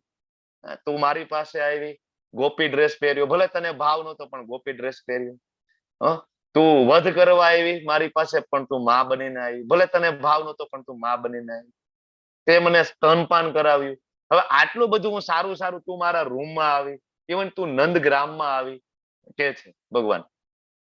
હવે આમાં એક સ્તન ઉપર થોડુંક ઝેર લાગી ગયું, તો હું એ ઝેરને જોઈશ કે હું આ બધું જોઈશ? હું તો ભૂલી જાઉં, ભલે ને ત્યાં ઝેર ચોઈતું હોય. તો ભગવાન કહે મારી પાસે બીજો ઓપ્શન નથી, મારી પાસે એક જ ઓપ્શન છે, મારી પાસે આવે એને હું છોડતો નથી. એટલે કૃષ્ણ પાસે એક જ ઓપ્શન છે, આપણી પાસે બે ઓપ્શન છે. પણ આપણે એક વખત ભગવાનની નજીક જાય તો ભગવાન આપણે ક્યારેય છોડતા નથી. આ બધા ગુણ એની મેળે ડેવલપ થાય છે, ચિંતા કરવાની જરૂર નથી. સૌથી વધારે જરૂર છે નામ જપમાં કોન્સન્ટ્રેટ કરવાની. એટલે આ બધા જ ગુણો અહીંયા જે તમને સરસ મજાના ચાર્ટમાં એ પછાની આપણે ચર્ચા કરી, અદ્વેષ્ટા, સંતુષ્ટ, નિર્મમો, દ્રઢ નિશ્ચય, સહિષ્ણુ, યતાત્મા, બરાબર, આની ચર્ચા કરી. અને શ્રીમદ ભાગવતમની અંદર જયારે બ્રહ્માજી ભગવાનની સ્તુતિ કરે છે દસમ સ્કંદની અંદર, તો બ્રહ્માજી સ્વયં કે છે જે મનુષ્ય તમારી અહેતુકી કૃપા માટે ઉત્કંઠાપૂર્વક રાહ જોતું હોય અને એ દરમિયાન એના પૂર્વકર્મના ફળ પ્રત્યે અનાસક્ત હોય, બરાબર, અથવા અનાસક્ત રહીને કર્મ ભોગવતો હોય, સાથે સાથે એનું તન, વચન અને એનું હૃદય પૂર્વક તમને પ્રણામ કરતો હોય, તમારી સેવા કરતો હોય, તો એ નિશ્ચિતપણે તમારા ચરણ કમળને પ્રાપ્ત કરે છે અને તમારો અધિકારી થાય છે. આ બ્રહ્માજીના શબ્દ છે, બ્રહ્માજી સ્વયં કે છે, બરાબર. તો આગળ 15મા શ્લોકની અંદર ભગવાન બીજા ગુણની ચર્ચા કરે છે કે જે કોઈને કષ્ટ આપતો નથી, જે અન્ય કોઈના કારણે અસ્વસ્થ થતો નથી, જે સુખ તથા દુઃખમાં, ભય તથા ચિંતામાં સંભાવયુક્ત રહે છે, એવો એ ભક્ત મને બહુ પ્રિય છે. કષ્ટ કોઈને આપતો નથી, કારણ કે આગળ કીધું ને જીવ માત્ર પ્રત્યે દયાળુ છે, એટલે કોઈને કષ્ટ આપતો નથી, અસ્વસ્થ થતો નથી. બીજા કોઈના કારણે અસ્વસ્થ ના થાય. પછી અમરીશ મહારાજ હોય કે પછી આનું બેસ્ટ એક્ઝામ્પલ આપવું હોય ને તો પ્રહલાદ મહારાજ, સ્વયંના પિતાજી કેટલી બધી યોજનાઓ બનાવે છે. શેના માટે? તો કે પોતાના નાના કુમડા એવા બાળકને મારી નાખવા માટે. કેમ ભાઈ? તો કે એને ભગવાન નથી માનતો. એ ખરેખર જે ભગવાન છે ને એને ભગવાન માને છે, પણ હિરણ્યકશિપુને એવું હતું કે નહીં, તું મને ભગવાન માન, વિષ્ણુને નહીં, કૃષ્ણને નહીં. પ્રહલાદ મહારાજ કહે છે પણ ભગવાન તો કૃષ્ણ છે, ભગવાન તો વિષ્ણુ છે, તમે કેમ એવું કહો છો? બહુ બધી યોજનાઓ બનાવે છે, છતાં પ્રહલાદ મહારાજ વિચલિત નથી થતા ને, બરાબર. ઇવન છેલ્લે હોલિકા દહનનો પ્રસંગ તમને બધાને ખબર હશે, આજે હમણાં હોળીનો પર્વ ગયો. તો આટલી બધી વિપત્તિઓ એના જીવનમાં આવે પણ કૃષ્ણ ભક્તિ એની દ્રઢ રહે છે. આગળ શું કીધું? દ્રઢ નિશ્ચય. તો આ બહુ જરૂરી છે. જયારે આ બધી કથાઓ વાંચીએ અને ભગવાનના પરમ ભક્તો નું જીવન ચરિત્ર વાંચીએ તો આપણને ખબર પડે કે ભક્તના જીવનમાં મુશ્કેલી આવતી હોય છે, છતાંય કેટલા દ્રઢ રહેતા હોય. આપણે બધાને તો કે સારો એવો તાવ આવી જાય ને તો આપણે તરત ફરિયાદ થવા માંડે, ભગવાન કેદુનો 16 માળા કરું છું, તમને ભોગ લગાડું છું, અને તમને આખા ગામમાં કોઈ ના મળ્યું કોરોના થવા માટે, હું એકલો જ બાકી હતો. આ તમારી માળા અને આ તમારી સેવા. હું પેલા બરાબર હતો, ડુંગળી લસણ ખાતો હતો, બારનું જમતો હતો, 10 વાગે ઉઠતો હતો, 12 વાગે 2 વાગે રાત્રે સૂતો હતો, બધું બરાબર હતું. આપણે કઈ સેવા કરવી નથી, આપણે કઈ ભક્તિ કરવી નથી. ભગવાનના ભક્તો છે ને એ સુખ કે દુઃખ ની અંદર કે કોઈ પણ બીજા કારણે ક્યારે અસ્વસ્થ ના થાય ને ભક્તિમાં હંમેશા દ્રઢ હોય છે. ભૌતિકતાવાદી માણસો હોય ને, મટીરિયલિસ્ટિક માણસો, બરાબર, એ માત્ર પ્રયત્ન કરે છે એના માટે, ઇન્દ્રિય તૃપ્તિ માટે, શરીર સુખ માટે સતત પ્રયત્ન કરે. પણ ભગવાનનો ભક્ત છે ને ભગવાનની ઇન્દ્રિયોને સંતોષવા માટે હંમેશા પ્રયત્નશીલ હોય છે. આવતીકાલે રામનવમી છે તો ભગવાનના ભક્તો એ વિચારે કે હું કઈ રીતના રામચંદ્રજીને હું પ્રસન્ન કરી શકું. જયારે મટીરિયલિસ્ટિક માણસો છે એ પણ ઘણી વખત અયોધ્યાની ટૂર બનાવતા હોય રામનવમી ઉપર, પણ ત્યાં જઈને એ વિચારે કે હું કઈ સારી હોટલ મને એક તો જોઈશે, બીજું અયોધ્યામાં ફૂડ ક્યાં સારું મળશે, અયોધ્યાની ફેમસ આઈટમ શું છે ભાઈ, ત્યાં કોઈ ખાવ ગલી છે કે જ્યાં બધું જમવાનું મળતું હોય, અયોધ્યાની ફેમસ આઈટમ કઈ છે. અચ્છા, અયોધ્યામાં બીજા જોવાલાયક સ્થળો કયા છે, પછી એક કદાચ ત્યાં કોઈક કબર હશે ને કઈક મિનારો હશે ને કઈક દરગાહ હશે તો ત્યાંય આટો મારી આવશે. અયોધ્યામાં જઈને વૃંદાવન જશે ને તો ત્યાંથી બાજુમાં કબર છે ને તાજમહેલ, ત્યાં જઈને એક ઘુમરો મારી આવશે, કારણ કે એ મટીરિયલિસ્ટિક છે. એ આ ફરક છે ભક્ત અને ભૌતિકતાવાદીમાં. ભક્ત હોય ને વૃંદાવન ગયો હોય તો વૃંદાવનમાં રહે, બધો ટાઈમ વૃંદાવનમાં આપે, સંગ ભક્તોનો સંગ કરે, ભક્તોના મુખે કથા સાંભળે અને વધુમાં વધુ નામ જપ કરે. એને પરવડે નહીં ત્યાંથી આગળ આગ્રા જવું, એ વિચારે કે આગ્રા જવામાં 2 કલાક 4 કલાક બગડે, આખો દિવસ બગડે, મને એક દિવસ વૃંદાવનનો મારો બગડશે. ના જાય ભક્તો, કોઈ દી જતા નથી. જાય ક્યારે જાય? પ્રચાર અર્થે જાય, સંકીર્તન લઈને જાય, આ રીતના જાય, પણ પોતાના માટે જતા નથી. બરાબર. તો સુખ અને દુઃખમાં, ભય અને ચિંતામાં સંભાવ હોય છે.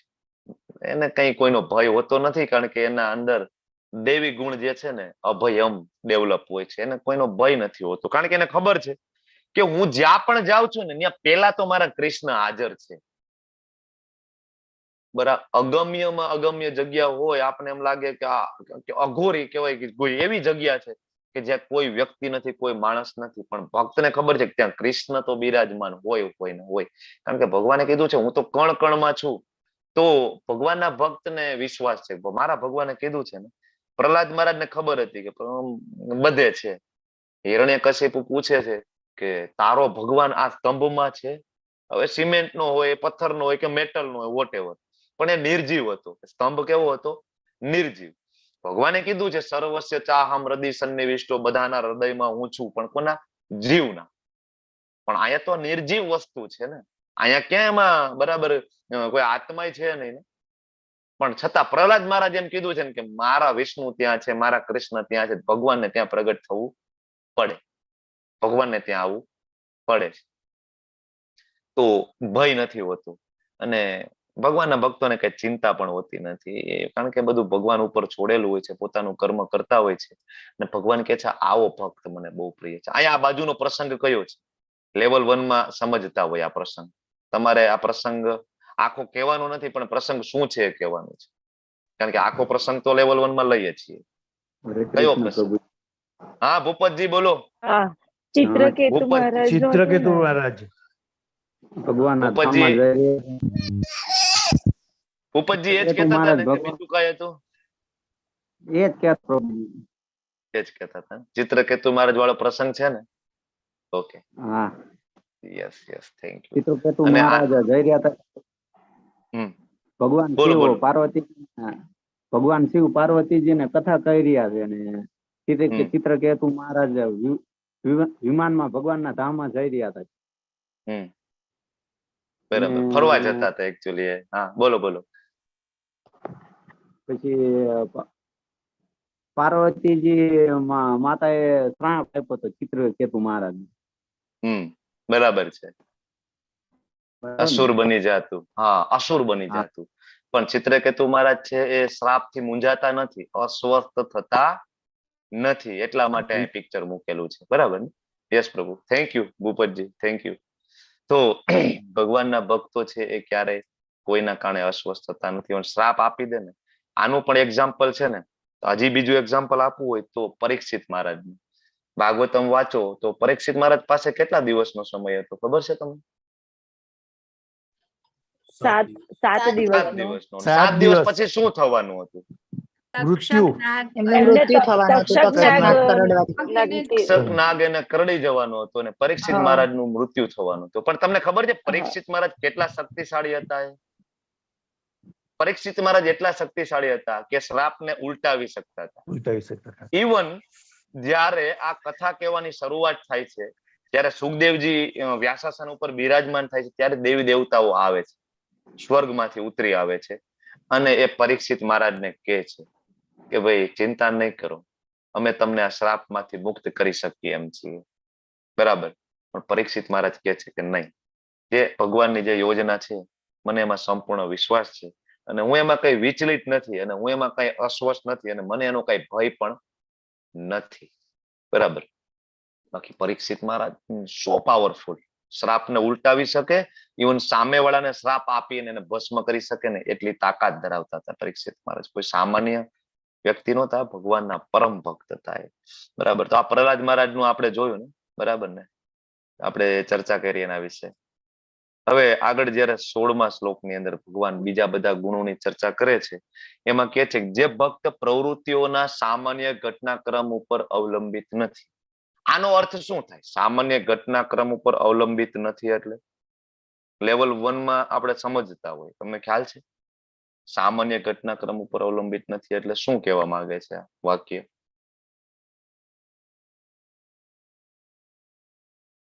લેવલ 1 તાજું થઈ જાય એટલે હું પૂછું છું.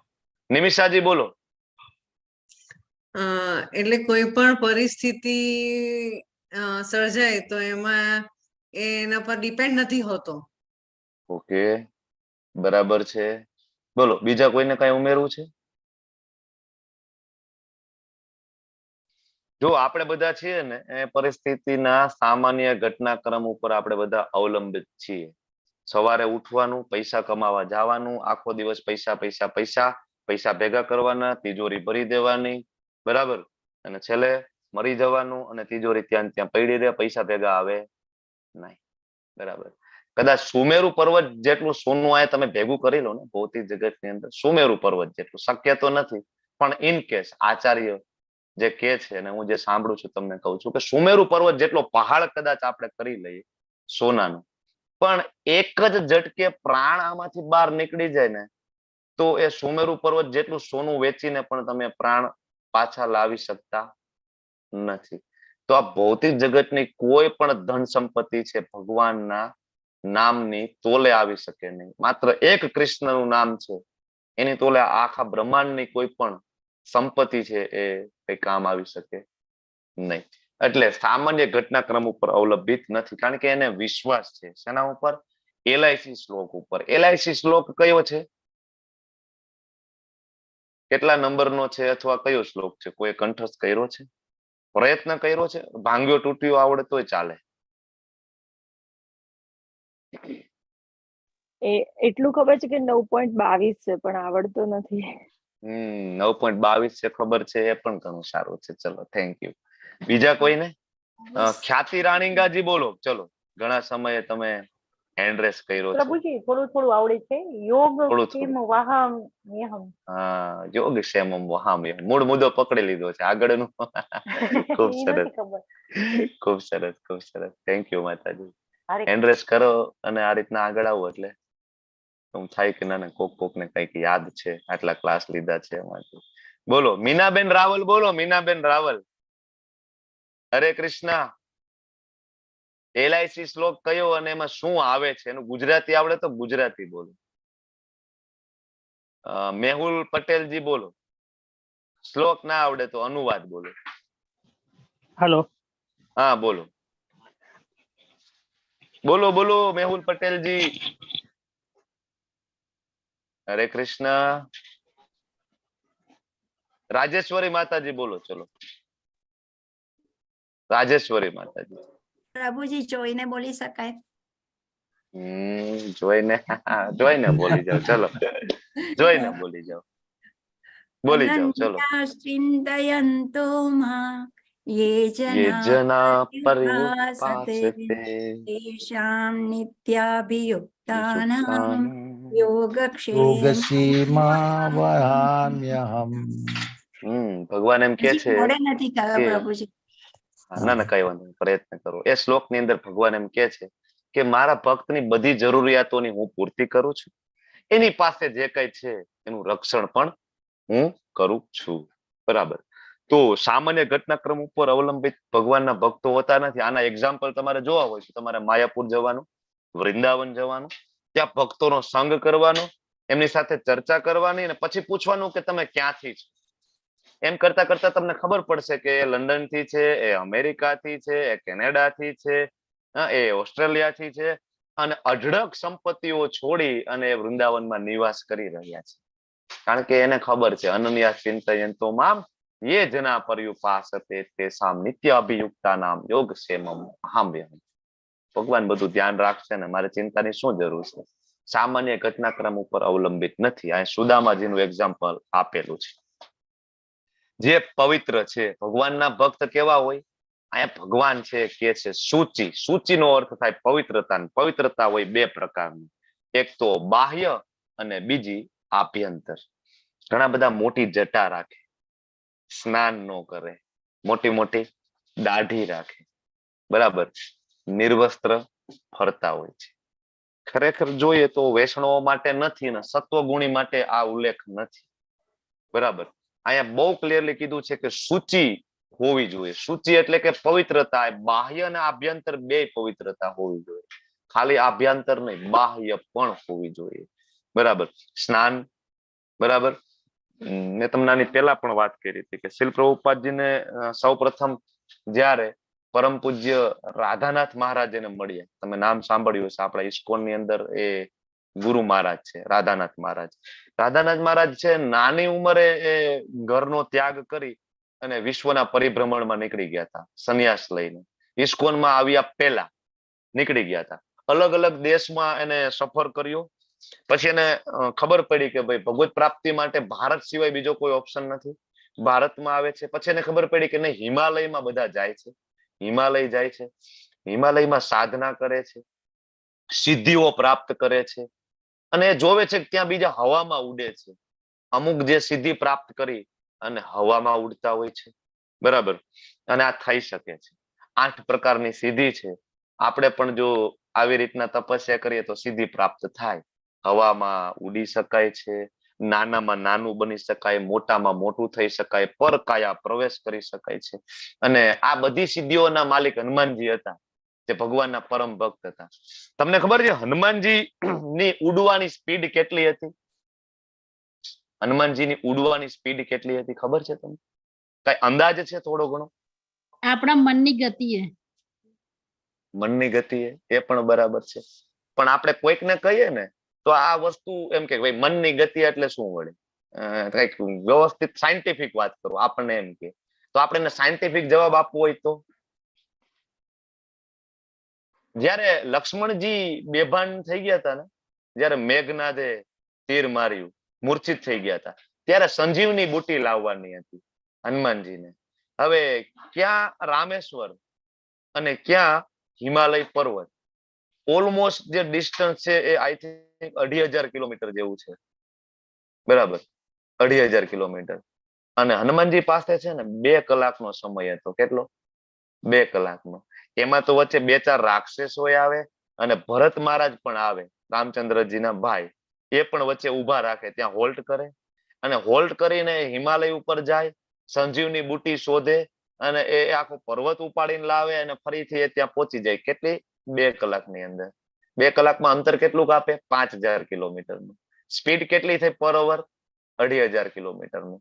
અને અત્યારે જે હાઈએસ્ટ સ્પીડમાં જે મિગ કઈક પાછળ નંબર મને યાદ નથી, જે ફાઈટર જેટ છે ને, એની સ્પીડ છે ને 2400 કિલોમીટર પર અવરની છે.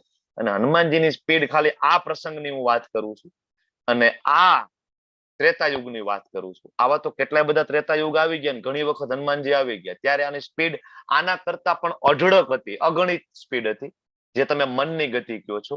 બરાબર.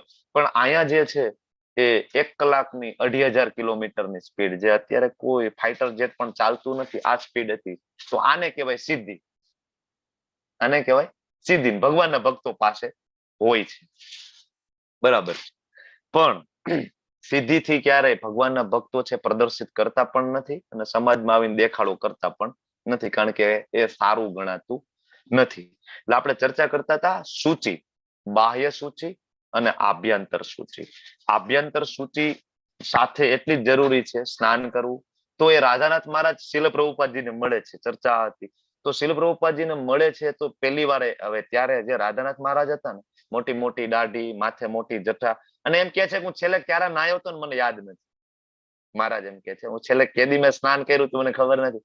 પણ જેવા શીલ પ્રભુપાદજીને જોવે છે ને, તો એ જોવે છે કે ઇસ્ત્રી ટાઈટ કપડા, ધોતીમાં ક્રીઝ નહીં, કુર્તામાં ક્યાંય ક્રીઝ નહીં, એકદમ ક્લીન સેવ, ઉપર પણ સરસ મજાનું ક્લીન શિખા, અને એકદમ નીટ એન્ડ ક્લીન સરસ મજાનું આસન પાથરીને બેઠા છે અને મળે છે. પહેલી જ વખતમાં આકર્ષિત થઈ જાય છે અને એ કે છે કે નહીં, આ સંન્યાસી છે ખરેખર, બરાબર. અને ત્યારે નક્કી કરે છે કે દીક્ષા લેવી તો આમની પાસેથી લેવી. અને પછી એ ગુરુ મહારાજ ભક્તિવેદાંત સ્વામી શ્રી પ્રભુપાદ પાસે દીક્ષા લે છે. તો આવી બધી સિદ્ધિઓ હોય છે. આગળ વાત કરીએ છીએ પવિત્રતા, પછી આવે છે દક્ષ. ભગવાન એમ કે છે મારો ભક્ત કેવો હોય છે? દક્ષ હોય છે, નિપુણ હોય છે. એવું નથી કે જે વૈષ્ણવ હોય છે એ હોશિયાર ન હોય. અહીં ભગવાન પોતે એમ કે છે કે મારા ભક્તો છે ખૂબ હોશિયાર હોય છે, એને બધું જ્ઞાન હોય છે, એ વેદોનો સાર જાણતા હોય છે. 4 વેદો, 108 ઉપનિષદો, 18 પુરાણો, સંહિતા, અરણ્યક, રામાયણ, ઇતિહાસ, આ બધાનો એ સાર જાણીને બેઠા હોય છે મારા ભક્તો, બરાબર. એ નિપુણ હોય છે. અને ખાલી એવું નથી કે એમાં જ નિપુણ હોય છે. મારા ભક્તો પીપીટી બનાવવામાં નિપુણ હોય છે, મારા ભક્તો લેક્ચર લેવામાં નિપુણ હોય છે, મારા ભક્તો બુક ડિસ્ટ્રીબ્યુશન કરવામાં નિપુણ હોય છે. લાખોની સંખ્યામાં ભગવદ ગીતા ડિસ્ટ્રીબ્યુટ થાય છે. બોલવાની સ્કિલ છે, વાણીની સ્કિલ છે, બરાબર. ભગવાન કે છે મારા ભક્તો નિપુણ હોય છે અને ચિંતા રહિત હોય છે, બરાબર. ભગવાનના ભક્તો કેવા છે? ટેન્શન ફ્રી હોય છે, સમસ્ત દુઃખોથી મુક્ત હોય છે, કારણ કે દ્વૈત ભાવથી મુક્ત છે ને. સુખ દુઃખમાં એને કઈ ફરક નથી પડતો, દુઃખોથી મુક્ત છે ને. સુખ દુઃખમાં ફેર એટલા માટે નથી પડતો કે સ્વામિત્વની ભાવના નથી. એ સ્વામિત્વની ભાવનાથી પરે છે.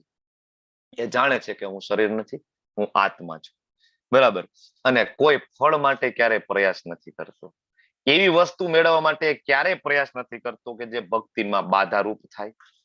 મોટી મોટી ઇમારતો બાંધવામાં એ સમય બગાડતો નથી. સમય, શક્તિ, ધન વેડપતો નથી. મારો ભક્ત છે, એને ખબર છે કે આ કઈ શાશ્વત છે નહીં, બરાબર. પણ હા, મંદિર બનાવવા માટે જરૂરથી સમય બગાડે છે, અને એ બગાડે નહીં પણ એ ભગવાનની સેવામાં લગાડે છે. મંદિર બનાવવા માટે, બુક ડિસ્ટ્રીબ્યુશન કરવા માટે, પણ એ ભગવાનની પ્રસન્નતા માટે, પોતાની પ્રસન્નતા માટે નહીં.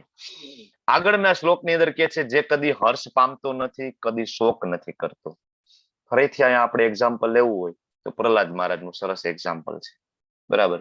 કે એ દુઃખ, તેને કઈ દુઃખ નથી, એને ખુશી પણ નથી, એકદમ બેલેન્સ છે, બરાબર. હર્ષ પામતો નથી. આપણને તો થોડીક સફળતા મળે ને કેરિયરમાં થોડુંક પ્રમોશન થઈ જાય તો આપણે તો ચીલ પાર્ટી, બરાબર. આમ ભાઈ રોડ ઉપર આવેલા જતા હોય તો 1 ફૂટ ઊંચા હાલે. એમાં જો અચાનક જ ધન સંપત્તિ મળી ગઈ અને કઈ ખ્યાતિ મળી ગઈ અને ભાઈ જો ધારાસભ્ય બની ગયા તો પૂરું થઈ ગયું, જૂના મિત્ર ભૂલાઈ જાય. આપણે એમ કહીએ કે હરે કૃષ્ણ, સામું ના જોવે આપણે. હા બરોબર છે, ઠીક છે, જે કરવો એ કરો, આયલા જાય જવાબ. આમ ભગવાનનું નામ ના લે, આવા માણસો જોયા છે. તમે હરે કૃષ્ણ કહો સામે હરે કૃષ્ણ ના બોલે. એટલે કુંતી મહારાણી કહે છે કે બહુ બધા પૈસા આવી જાય ને તો ભગવાન પાસે જવામાં એ બાધારૂપ બને છે, બરાબર. તો ભગવાનની સેવા માટે, બરાબર, પોતાની દુનિયાવી લાભ માટે એ ક્યારે હર્ષ નથી પામતો, પણ હા, ભગવાનની સેવા મળે તો જરૂર હર્ષ પામે છે. રામનવમી છે, આવતીકાલે મંદિરે જઈને જો સરસ મજાની સેવા મળી જાય, સરસ મજાની પણ કાંઈ પણ સેવા મળી જાય તો ખુશ થઈ જાય. વાહ, મને સેવા મળી ગઈ, મને જૂતાની સેવા મળી ગઈ, મને પ્લેટો ઉપાડી અને મૂકવાની. આપણને બધાને આ બધી સેવાઓ ના ગમે. કાલે મંદિરે ગયા હોય અને આપણને કોઈક એમ કેતો ભાઈ બધા જમી લે ને, એની એઠી પ્લેટો ઉપાડવાની છે અને એ બધો એઠવાળો એક જગ્યાએ ઓલામાં ડસ્ટબિનમાં નાખીને પ્લેટો તમારે ત્યાં મૂકવાની છે. આવું કોઈ કહેતો તરત આપણે કે મને ઓળખો છો, કોણ છું? હું ડોક્ટર છું, આવો મારી હોસ્પિટલ છે, બંગલો લઈને બેઠો છું, મને કયો પ્લેટો ઉપાડે. મારી નીચે 10 જણા કામ કરે છે, બરાબર. પણ ભગવાનના ભક્તો, કારણ કે ભગવાન સ્વયં જયારે વર્ણન આવે છે ને, જયારે યુધિષ્ઠિર મહારાજ રાજસુ યજ્ઞ કરતા હોય છે ત્યારે ભગવાન સ્વયં કઈ સેવા લે છે તમને બધાને ખબર છે? બોલો, કઈ સેવા લે છે? ભગવાન શ્રી કૃષ્ણને પણ એક સેવા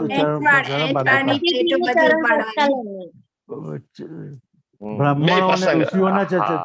ચરણ ધોવાની. હા, એ બે પ્રસંગ જુદા જુદા છે. એક સમયે ભગવાન છે બ્રાહ્મણોના ચરણ કમળ ધોવાની સેવા લે છે. બરાબર. તો ભગવાન આવી નાની નાની સેવાઓ પણ લે છે.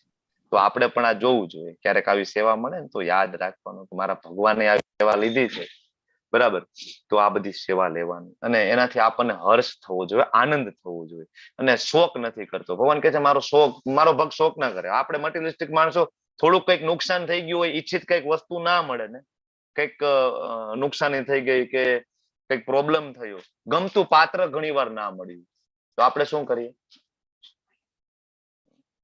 જનરલી તો માણસો નાસી પાસ થઈ જાય, ડિપ્રેશનમાં જતા રહીએ, ઊંઘની ગોળીઓ લેવા માંડે, અને ઘણી વાર તો મકાનમાં એ જોવે કયો પંખાનો હુક છે મજબૂત છે જ્યાં દોરડું બાંધી શકાય એમ છે, અથવા તો ગામમાં નીકળી પડે, કઈ દવા એવી આવે છે એમાં ઓછી તકલીફે મૃત્યુ થાય, મૃત્યુના તરીકાઓ રિસર્ચ કરવા માંડે.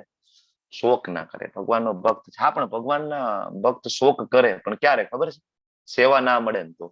મંદિરે જાય અને કોઈ સેવા ના મળે તો એને એમ થાય મને આજ કઈ સેવા ન મળી, ઠાકોરજીની આજ કઈ મને સેવા મળી નહીં, હું આવ્યો પણ મને કઈ ઠાકોરજીની કઈ સેવા ના પ્રાપ્ત થઈ. એના માટે જરૂર શોક હોય છે, કઈ પશ્ચાતાપ નથી કરતો. ભગવાનનો ભક્ત એવું કોઈ કામ જ નથી કરતો કે જેનાથી એને પશ્ચાતાપ કરવો પડે. 4 નિયમોનું પાલન કરે, 16 માળા કરે, અને બધા પ્રત્યે સંભાવ રાખે. એવું કામ ના કરે પાછળથી એને પશ્ચાતાપ કરવો પડે, અને કશું ઈચ્છતો નથી, બરાબર. અને જે શુભ અને અશુભ બે વસ્તુનો પરિત્યાગ છે. શુભ, ભગવાનના ભક્તો છે ગંગાજીમાં વારંવાર જઈને ડૂબકી મારીને હું મારા પાપ ધોયાવું, મારા પાપ ધોયાવું, આવું એ ઈચ્છતા નથી.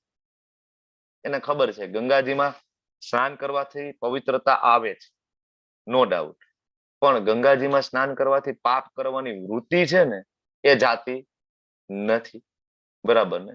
દરેક દિવસે, દરેક વર્ષે હજારો માણસો ગંગાજીમાં સ્નાન કરે છે. જો ખરેખર ત્યાં જઈને બધાની પવિત્ર થઈ જતા હોય અને પાપ કરવાની વૃત્તિ બંધ થઈ જતી હોય ને તો ભારતમાં રામ રાજ્ય હોય અત્યારે. પણ એવું છે નહીં, બરાબર? બધા ત્યાં જાય છે, સ્નાન કરે છે, નો ડાઉટ પવિત્ર થાય છે.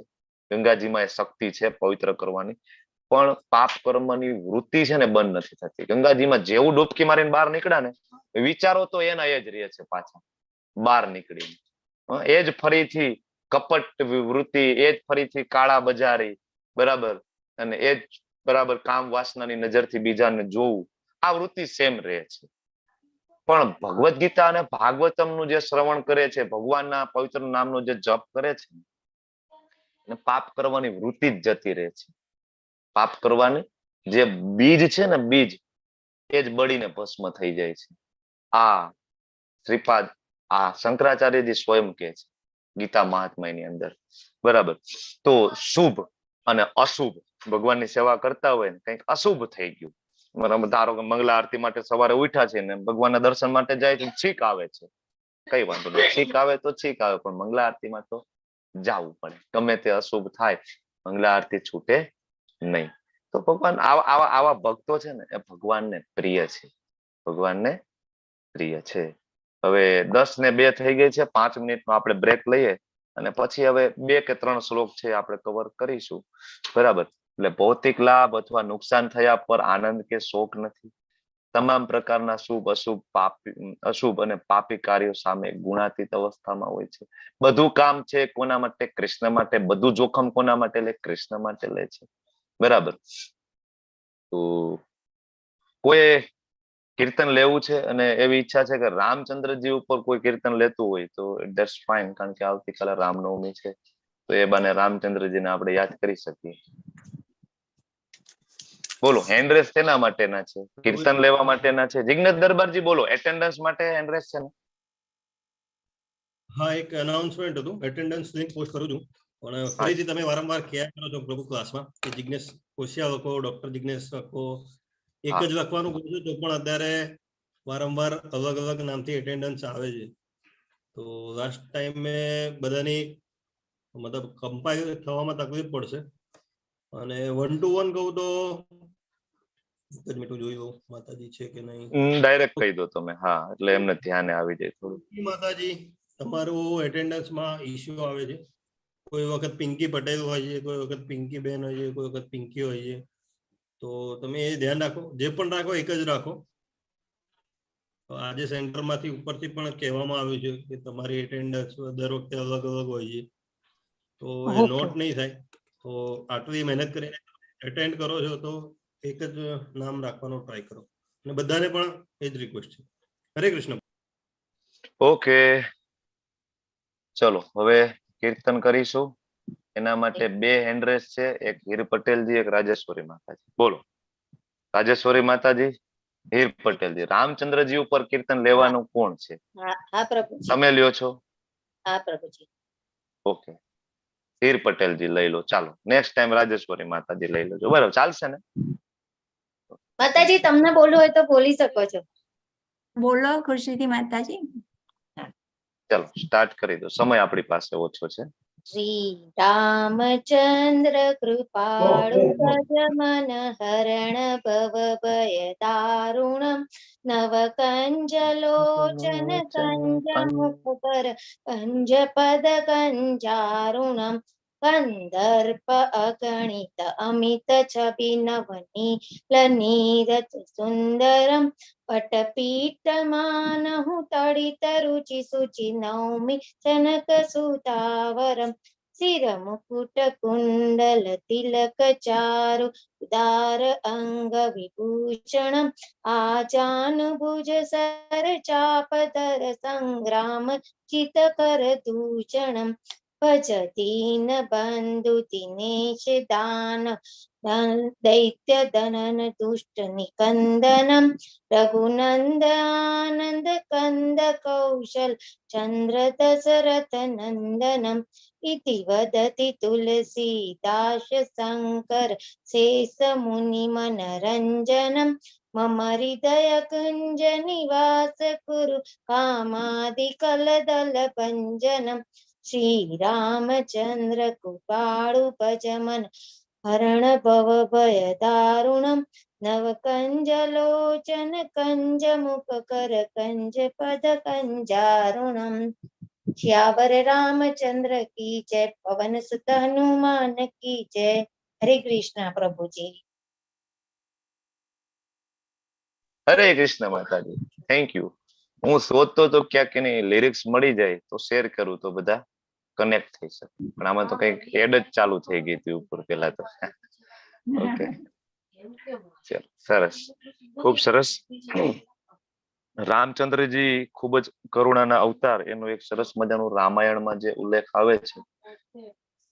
એક વખત રામચંદ્રજી કહે છે હનુમાનજીને કે જો રાવણ એક વખત આવીને એમ કહી દે ને કે મારી ભૂલ થઈ ગઈ, ભલે સીતાજીને લઈ ગયા, બરાબર, આટલું બધું એને પાપ કર્મો કર્યા છે, અધમ થી અધમ કૃત્યો કર્યા છે, 9 ગ્રહોને પગની નીચે રાખ્યા છે, ન કરવાના બધા જ કામ કર્યા છે ભાઈ, પણ એક વખત ખાલી આવીને એમ કહી દે ને કે ભગવાન મારી ભૂલ થઈ ગઈ ને હું તમારા શરણે આવી ગયો છું, હું તમારો છું, તમે મારા સ્વામી છો, ખાલી આટલું એક વખત કહી દે તો રામચંદ્રજી એમ કે છે કે હું એને માફ કરવા માટે તૈયાર છું.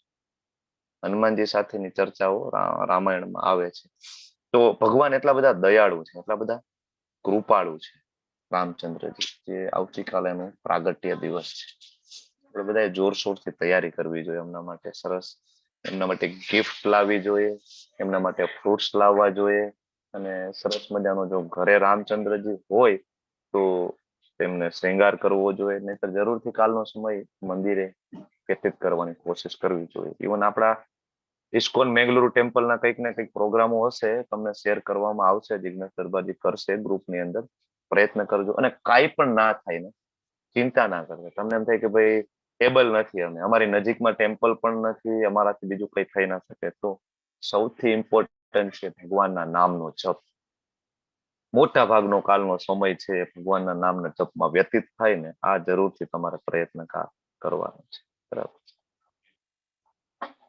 તો આગળ વધીશું, અને એટેન્ડન્સ લિંક તમારા ચેટ બોક્સમાં આવી ગઈ છે. બધા જ પાર્ટિસિપન્ટને વિનંતી છે તમે બધા એટેન્ડન્સ ભરી દેજો, અને એટેન્ડન્સ ભરવામાં જે ધ્યાન રાખવાનું છે તમને જિજ્ઞેશ દરબારજીએ સમજાવ્યું છે અને બહુ સરળ છે.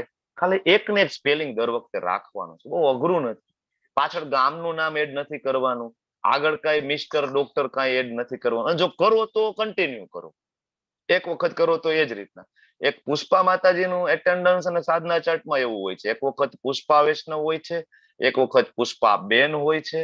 એટલે ઘણી વખત સાધના ચાર્ટ જોવામાં તકલીફ પડે, કારણ કે અમે તો ફિલ્ટર મૂકીએ ને, કારણ કે 70 જણાના સાધના ચાર્ટ જોવાના હોય અને એક જ એક્સેલ શીટમાં બધા જ હોય, પહેલેથી લઈને 8 સુધીનું બધું.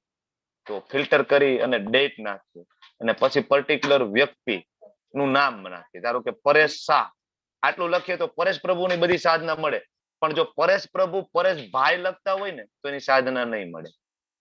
એક વખતે પરેશ શાહ લખે, એક વખત પરેશભાઈ લખે અને એક વખત પરેશ શાહ અને સુરત લખે તો એની સાધના કોઈ દિવસ ટ્રેક નહીં થઈ શકે. તો આ બહુ મહત્વનું છે.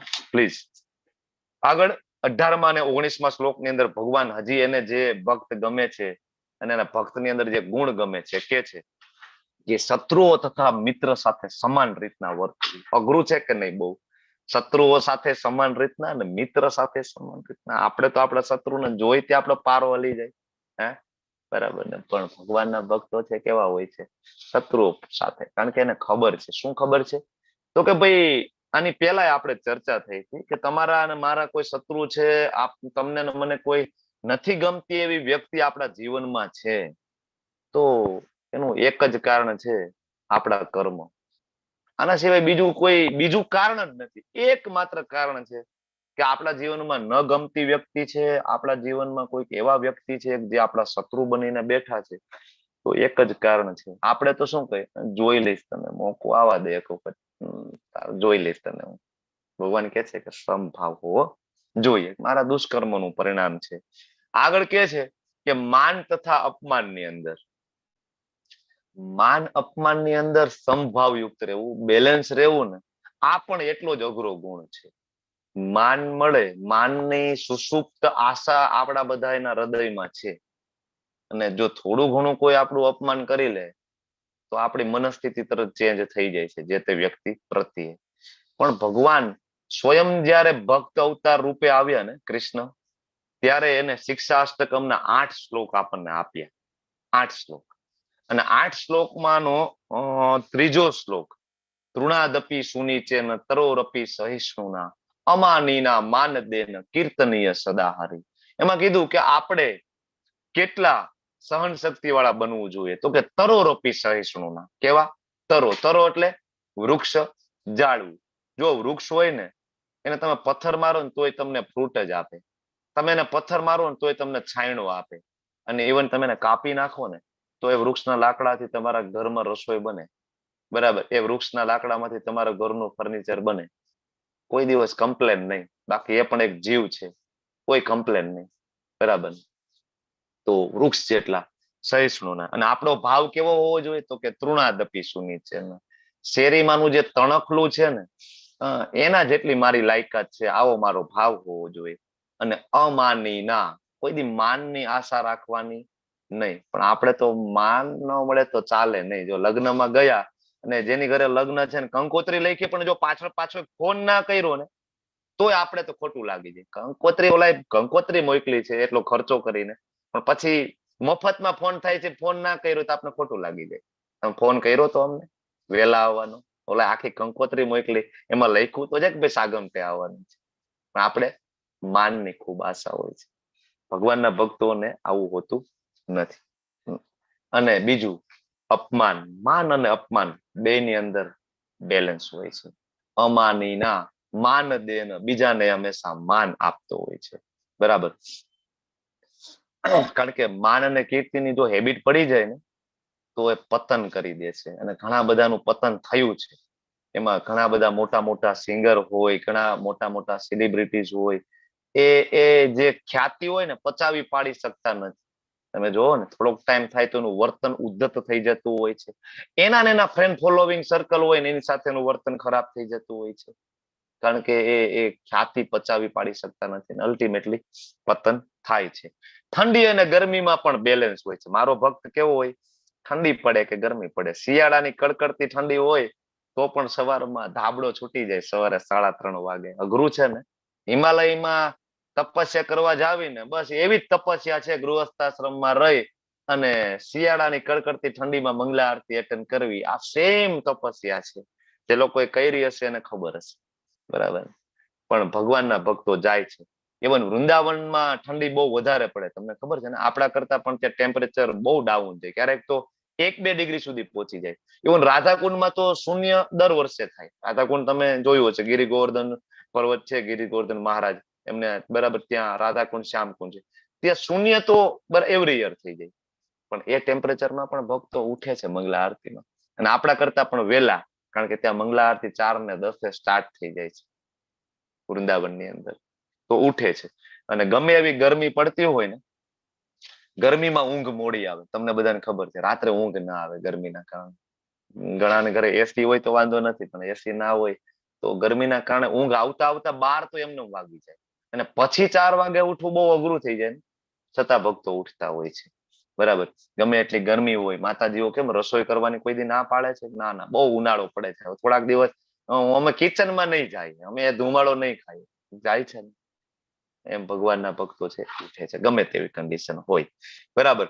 અને કીર્તિ અને અપકીર્તિમાં સંભાવ રહે છે. બરાબર. ગમે એટલી ખ્યાતિ મળે, અને ઘણી વાર ખ્યાતિ ના પણ મળે. આનો અનુભવ કરવો હોય ને તો બુક ડિસ્ટ્રીબ્યુશનમાં જવાનું. બુક ડિસ્ટ્રીબ્યુશનમાં જાય ને એટલે ત્યાં આપણું માપ નીકળી જાય. આપણે કેટલા પાણીમાં છે ને, આપણી કેટલી ભક્તિ છે, આપણી કેટલી માળા દ્રઢતા પૂર્વક થાય છે, અને કેટલું આપણે શરીર નથી હું આત્મા. જો વાતો કરવી તો બહુ સારી લાગે, નાના ભગવાને કીધું છે હું તો શરીર નથી આત્મા તો. બુક ડિસ્ટ્રીબ્યુશનમાં જાય અને જયારે સામેથી શબ્દો આવે ને, તમે ઇસ્કોન વાળા આવા છો ને, તમે તેવા છો ને, તમે કઈ કરતા નથી, અહીંથી ભાગો, ભિખારી સાલા, જયારે આ બધા શબ્દો કાને પડે ને, આ શબ્દ સાંભળેલા છે, આ શબ્દો અમે બધાએ સાંભળેલા છે. બુક ડિસ્ટ્રીબ્યુશનમાં જાય, આ પૈસાનું કમિશન આવે એ તમે ખિસ્સામાં નાખતા હશો, આ બધા શબ્દો મળે. ભગવદ ગીતાને વેચવી ના જોઈએ, શું કામ તમે વેચો છો? કોને તમને અધિકાર આપ્યો છે? તો વેચવાની નહીં તો શું કરવાનું? પૂજા કરવાની છે. ડિસ્ટ્રીબ્યુશન ના કરવું તો ખબર જ નથી માણસો, તો આવા બધા શબ્દો મળે. અને ઇવન અમુક ભારતની અંદર અમુક લોકેશન એવા છે જ્યાં ભક્તો બુક ડિસ્ટ્રીબ્યુશનમાં જાય ને, માણસો પાછળ ધોકા લઈને પાછળ પડે. અમુક વિધર્મીઓ અધર્મી માણસો હોય ને, પાછળ લાકડી લઈને પાછળ પડે. અને એ બ્રહ્મચારી જે સવારના 3:30 વાગ્યાના ઉઠ્યા હોય, ખાધું હોય ના ખાધું હોય, પાણી પીધું હોય ના પીધું હોય, એને દોડવું પડે, બધું છોડીને ભાગવું પડે. ત્યારે ખબર પડે કે કેટલા પાણીમાં છે. ત્યારે ખબર પડે કે માન અને અપમાનમાં બેલેન્સ રેવાય કે નથી રેવાતું, કીર્તિ અપકીર્તિમાં બેલેન્સ રેવાય કે નથી રેવાતું, હું શરીર નથી હું આત્મા છું, આ કન્વિક્શન આવ્યું કે નથી આવ્યું, એ ત્યારે ખબર પડે. આનો અનુભવ બધા વૈષ્ણવોએ, ખાસ તો ગૌડીય વૈષ્ણવ સંપ્રદાયમાં તમે બધા લેવલ 2 ના પાર્ટિસિપન્ટ છો, તમારે બધાએ બુક ડિસ્ટ્રીબ્યુશન નો અનુભવ જરૂરથી કરવો જોઈએ. તમે બુક ડિસ્ટ્રીબ્યુશન નો અનુભવ કરશો ને, જે ઘમંડ છે ને, ઘમંડ એ 2 કલાકમાં ઓગળીને નીકળી જશે. તમારો જેટલો અહંકાર હશે ને, હું તો ડોક્ટર છું, હું તો ધનવાન છું, હું આમ છું તેમ છું ને, એ બધું 2 કલાકમાં પાણી. બુક લઈને બહાર નીકળશો ને ભગવાનના સેલ્સમેન બનીને. અને એક વખત ગોપાલ કૃષ્ણ ગોસ્વામી મહારાજ ચર્ચા કરતા હતા કે આ શરીરમાંથી ઘમંડ અને અહંકાર કાઢવાનું કોઈ વેક્યુમ ક્લીનર આવતું નથી. વેક્યુમ ક્લીનર, ઘરમાંથી કચરો કાઢવા માટેનું ક્લીનર આવે છે, વેક્યુમ ક્લીનર, કે આ મૂકો ને બધું ખેંચી લે કચરો. પણ એવું કોઈ વેક્યુમ ક્લીનર નથી કે આ શરીર ઉપર મૂકો ને એમાંથી અહંકાર ને ઘમંડ ખેંચી લે. પણ હા, બુક ડિસ્ટ્રીબ્યુશન છે ને, એ એવું વેક્યુમ ક્લીનર છે ને. અને મહારાજ કહે છે કે બુક ડિસ્ટ્રીબ્યુશન કરતા કરતા ભક્તોના કપાળેથી જે પરસેવો ચાલુ થાય છે ને, અને ગાલ સુધી જે પહોંચે છે ને, એનો ઘમંડ ઓગળે છે, એનો મિથ્યા અહંકાર ઓગળીને નીચે પડે છે. તો આ એક રસ્તો છે ભગવાનના ભક્ત બનવાનો. અને તૃણાદપી સુનિચેન, કીર્તિ અપકીર્તિમાં કઈ રીતના સંભાવ રહેવું. પછી દુસંગથી સદા અળગા રહેવું. ભગવાનના ભક્તો સ્વયં ચૈતન્ય મહાપ્રભુએ કીધું છે કે ભાઈ જો સત્સંગ કદાચ ઓછો થાય ને તો ચાલશે, પણ કુસંગથી બચીને રહેવું. શાસ્ત્રો તો ત્યાં સુધી કહે છે કે જે માણસોએ સવારે મંગલા દર્શન કૃષ્ણના ના કર્યા હોય ને, સવારે ઉઠીને ભગવાનના દર્શન ના કર્યા હોય, આ વ્યક્તિનું જો સવારમાં ઉઠીને મોઢું જોવાઈ જાય ને તો તો સ્નાન કરવું જોઈએ આપણે. શાસ્ત્રો તો ત્યાં સુધી કહે છે કે આવા કોઈ વ્યક્તિનું દર્શન થઈ ગયું કે એને કૃષ્ણનું દર્શન નથી કર્યું સવારમાં બ્રાહ્મ મુહૂર્તમાં, અને આપણે એનું મોઢું જોઈ લીધું, તો આપણે સ્નાન કરવું જોઈએ. એટલી અપવિત્રતા છે, કુસંગ છે. સદા મૌન ધારણ કરે છે, આગળનો ગુણ. સદા મૌન એટલે એવું નહીં કે ના ના આજે મારે મૌન વ્રત છે, ઘણા બધા મૌન વ્રત લેતા હોય, બરાબર, એ મૌન નહીં. મૌન એટલે કૃષ્ણ કથા સિવાય બીજું કાંઈ નહીં, બરાબર. મૂવી, શેર બજાર, ચૂંટણીની ચર્ચાઓ, યુદ્ધની ચર્ચાઓ, પછી અલગ મલકની વાતો, ગામની પંચાયત, આ બધું નહીં. અર્થહીન વાતો નહીં, માત્ર ભગવાનની વાતો, એને કહેવાય મૌન. એક વખત એક સંન્યાસી શ્રીલ પ્રભુપાદજીને મળવા આવે છે બીજા કોઈક સંપ્રદાયના. તો એમનો ચેલો બાજુમાં હોય છે, શિષ્ય. એ મહારાજને એમ કે છે કે અમારા મહારાજ છે અને આટલા વર્ષનું મૌન છે. તો શ્રી પ્રભુપાદજી ખખડાવી નાખે છે કે ભગવાને તમને જીવા આપી છે, તમને એક જ્ઞાનેન્દ્રિય આપી છે, અને તમે મૌન ધારણ કરીને બેઠા છો. જીવા એના માટે છે જ નહીં, કારણ કે જીવા તમારી નથી. આ ઇન્દ્રિય છે ને એ તમારી નથી. પહેલી વસ્તુ. પંચમહાભૂત તમારું નથી, એ ભગવાનનું છે. તો ભગવાન દ્વારા બનેલી ઇન્દ્રિયો ભગવાનની સેવામાં લગાડવાની છે. એ જીભ છે ને એ મૌન ધારણ કરવા માટે નથી, પણ એ જીભ છે ને એ કૃષ્ણ અને રામચંદ્રજીનું નામ લેવા માટે છે. એ શ્રીમતી રાધિકા રાણીનું નામ લેવા માટે છે. મૌન ધારણ નથી કરવાનું. શ્રી પ્રભુપાદજી બહુ ખીજાય છે, બરાબર. તો આગળનો ગુણ છે કે મળે તે વસ્તુથી સંતુષ્ટ રહે છે. જે મળે એનાથી સંતુષ્ટ. પ્રસાદ હોય ક્યારેક એવું થાય, મંદિરમાં હોય ને 56 ભોગ લાગેલો હોય, પણ ભક્તો એટલા બધા હોય ને 56 ભોગ આખો ડિસ્ટ્રીબ્યુટ થઈ જાય છેલ્લે કઈ. કારણ કે એમાં એવું છે કે મટીરિયલિસ્ટિક માણસો હોય ને પ્રસાદ લેવા વેલા જતા રહીએ, અને કથા ચાલુ હોય, ભક્તો કથા છોડીને જાય નહીં, એના માટે કથા વધારે ઇમ્પોર્ટન્ટ છે. તો કથા પૂરી થઈને છેલ્લે જાય ને તો ઘણી વખત પ્રસાદ હોય જ નહીં, 56 ભોગ આખો ડિસ્ટ્રીબ્યુટ હોય. પછી છેલ્લે જે વધે એનાથી સંતોષ માનવો પડે. ઘણી વખત ખાલી ફ્રૂટ જ હોય, ઘણી વખત ખાલી રૂટીન જ હોય. એટલે ઘણી વખત 56 ભોગ હોય તોય ભગવાનનો ધન્યવાદ, અને ખાલી ફ્રૂટ મળે તોય ભગવાનનો ધન્યવાદ મળે, એનાથી સંતુષ્ટ.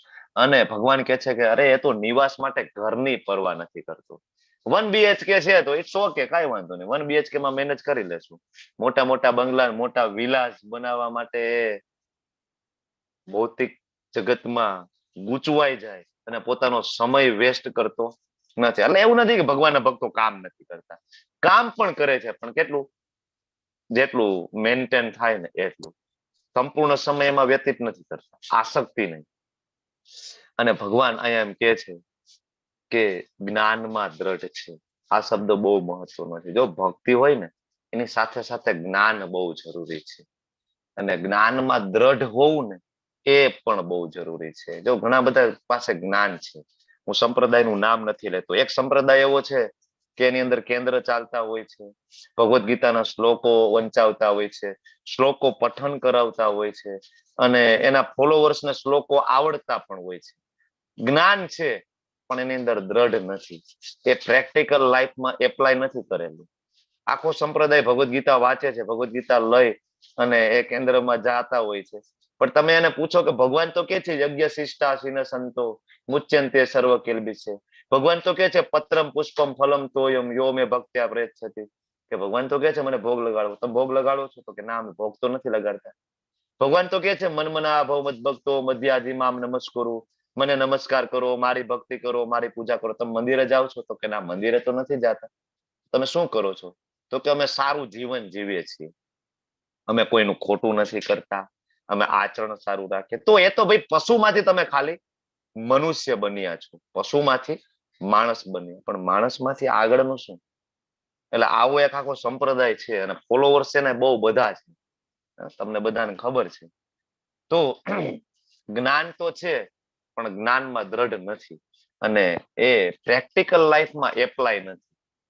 એટલે હું તમને બધાને કહું, તમે બધા ભગવદ્ ગીતા અહીંયા આવો તો છો, લેવલ 1 માં, લેવલ 2 માં, ઘણા બધા ભક્તિ શાસ્ત્રી સુધી છે, પણ એ ભગવદ્ ગીતાના જે દરેક શ્લોકો છે ને એને જીવનમાં એપ્લાય કરવાની કોશિશ તમે કરજો. તમે જ્યાં સુધી એપ્લાય નહીં કરો ને, ઉપર છેલ્લું તમે જ્ઞાન પ્રાપ્ત કરવાની કોશિશ કરશો ને, એનાથી કોઈ દિવસ ધામ પ્રાપ્ત નથી થવાનું, બરાબર ને? ગમે એટલા શ્લોકો આવડતા હશે તમને, પણ ભગવાન ભગવદ્ ગીતામાં કે છે ને એ પ્રમાણે જીવન જીવવાની જો કોશિશ નહીં કરો તો પોસિબલ નથી, સમય વ્યર્થ જ છે અલ્ટિમેટલી. બરાબર, કારણ કે ભગવાન વારંવાર કે છે કે જ્ઞાનમાં દ્રઢ રહે છે. આગળ પણ ભગવાને કીધું 7મા અધ્યાયમાં કે મને તત્વતઃ જાણો. બરાબર, અને આવો ભક્ત ભગવાનને પ્રિય છે. આ બધા ગુણો સમચિત્ર સત્રો ચ મિત્રે ચ માન અપમાન સંગા વિવર્જિતા અનિકેત. બરાબર, મૌની, પછી સંતુષ્ટ, બરાબર, સ્થિરમતી, ભક્તિમાન. તો આ બધા ગુણોની આપણે ચર્ચા કરી. બરાબર, આ બધા ગુણોનું જો આવી રીતના ડિવાઇડેડ કરેલા છે તમે જોવો ને તો સ્વ પ્રત્યેના લક્ષણમાં પોતાના પ્રત્યે તો કે સ્વામી ના માને, મિથ્યાહંકારથી રહિત, સંભાવ, સહિષ્ણુ, આ બધા ગુણો. પછી બીજા જીવાત્મા પ્રત્યેના ગુણો કયા કયા? તો કે બીજા પ્રત્યે દ્વેષ ના કરે, બીજા પ્રત્યે દયાળુ, કોઈને કષ્ટ ના આપે. અને પછી વસ્તુઓ, સ્થળ અને જગ્યા પ્રત્યેની પ્રતિક્રિયા શું છે? તો કે સામાન્ય ઘટનાક્રમ ઉપર અવલંબિત નહીં, મળે એ વસ્તુથી સંતુષ્ટ, નિવાસ માટે ઘરની પરવા નહીં. અને ભગવાન સાથેના વ્યવહાર માટેના ગુણો કયા કયા? તો કે દ્રઢ નિશ્ચય પૂર્વક મન બુદ્ધિ લગાડીને ભક્તિમાં પરાયણ, જ્ઞાનમાં દ્રઢ, ભક્તિમાં સંલગ્ન, બરાબર, અને ભગવાનને સર્વોપરી ધ્યેય માને. આ બધા ગુણો 31 ગુણો છે ટોટલ આ અધ્યાયમાં, જેની આપણે ચર્ચા કરતા હોઈએ છીએ. આ સેમ ડિવિઝન છે, એના જેવું ડિવિઝન છે. અને હવે છેલ્લો શ્લોક છે. જેવો આ ભક્તિ યોગના અવિનાશી પંથનું અનુસરણ કરે છે અને મને જ પોતાનું સર્વોપરી ધ્યેય માને છે અને સાથે શબ્દ ઉમેરે છે શ્રદ્ધા પૂર્વક પૂર્ણ રીતે મારામાં પરાયણ રહે છે, આવો ભક્ત મને બહુ પ્રિય છે. ભક્તા તે અતીવ મે પ્રિયા. ભગવાન કે છે કે આવો ભક્ત મને બહુ પ્રિય છે. ભગવાન આ એવું કે છે કે મને નિરાકારવાદી પ્રિય છે. ભગવાન એવું કે છે કે મને જ્ઞાની બહુ પસંદ છે, કોઈ વેદો વાંચી લે મને બહુ પ્રિય છે. 4 વેદો તે કંઠસ્થ કર્યા છે ને, તારી ધામની ટિકિટ કન્ફર્મ. કા તને વેદો આવડે છે, આવું કીધું આખી ભગવદ ગીતામાં ક્યાંય, આખા ભાગવતમમાં ક્યાંય નથી. તોય માણસો મથતા હોય છે. વાંધો નથી, વેદો વાંચવામાં ખોટું નથી, પણ કળિયુગ ચાલે છે. આ જે યુગ ચાલે છે ને એના યુગનો ધર્મ છે નામ. નામ જ્યાં સુધી નથી તો વેદો વાંચીને વેસ્ટ ઓફ ટાઈમ છે. બરાબર, તો આ એવું નથી કેતા કે નિરાકાર, જ્ઞાની, યોગી, તપસ્વી, કર્મયોગી, પણ આ એમ કે છે કે ભક્તા તે અતીવ મે પ્રિયા. આ બધા શ્લોક જે આવ્યા ને એ શ્લોકની અંદર ભગવાન એમ કે છે કે ભક્તા તે અતીવ, મને ભક્ત પ્રિય છે, મને મારો ભક્ત પ્રિય છે. આગળ પણ કીધું 6.47 માં કીધું હતું ને, યોગી નામ અપી સર્વેશામ મદગત્યન અંતરાત્મના શ્રદ્ધાવાન ભજતે યો મામ સમે યુક્ત તમો મત. કે સૌથી ઉત્તમ કોણ? શ્રદ્ધાવાન ભજતે યો મામ. કેટલું સરળ છે આ સમજવું, પણ છતાં આપણને એમ થાય કે આ બીજા બધાને કેમ સમજાતું નથી. એક સંપ્રદાય એવો બીજો છે કે આવતીકાલે રામનવમી છે ને તો એવું માને છે કે અમારા જે પૂર્ણ પુરુષોત્તમ છે ને એનો કાલે જન્મ છે. હું વાંચતો હોઉં છું, હું ઘણી વખત જોતો હોઉં છું એ લોકોને. એ લોકો એવું માને છે કે એના જે અત્યારે જે ગુરુ મહારાજ છે ને એ લોકો એનું નામ કેશવ આપી દીધું છે કે નહીં આ જ કેશવ છે, પરમ બ્રહ્મ. આગળ નામ લગાડે, પરમ બ્રહ્મ, અક્ષર નિવાસી, બ્રહ્મ સ્વરૂપ, અને આ જ એ કેશવ છે જે તમે જોઈ રહ્યા છો.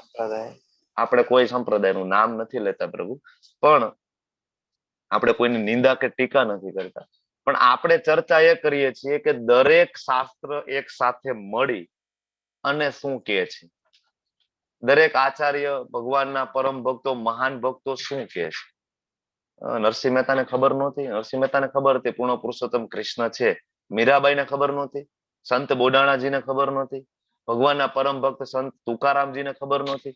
બધાને ખબર હતી કે ભગવાન કૃષ્ણ ભગવાન છે, છતાં આ બધા શું કામ અલગ અલગ પીરસે છે આપણને? વાય? અને માણસો એક્સેપ્ટ પણ કરે છે, ગાંડાની જેમ ગાડરિયા પ્રવાહમાં જોડાય પણ છે. શું કામ?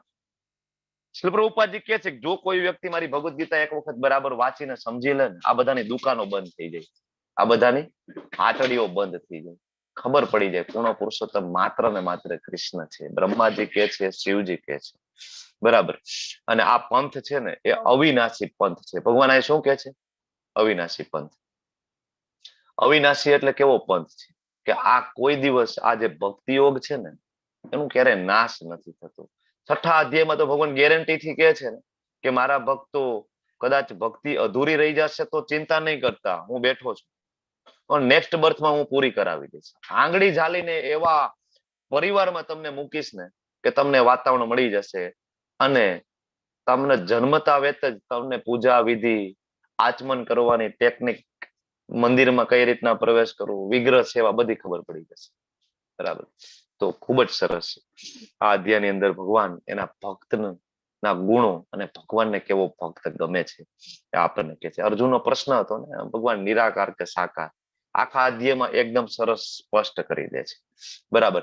અને બીજું તમે આ અધ્યાયમાં જુઓ ને તો બીજા શ્લોકની અંદર ભગવાન મયા વેશ્ય મનો એ મામ, બીજો શ્લોક આ અધ્યાયનો, ન્યાથી લઈ અને આ છેલ્લો શ્લોક જે આવ્યો ને 20મો, ત્યાં સુધી ભગવાન એક જ વસ્તુ આપણને કહે છે. શું ખબર છે?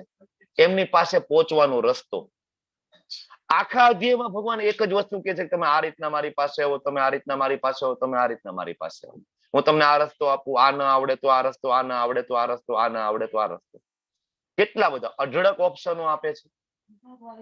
તો આપણને આ બધા ઉપર દયા આવે છે. જે ખરેખર કૃષ્ણને ભગવાન નથી માનતા ને એના ઉપર આપણને દયા આવે છે. બરાબર.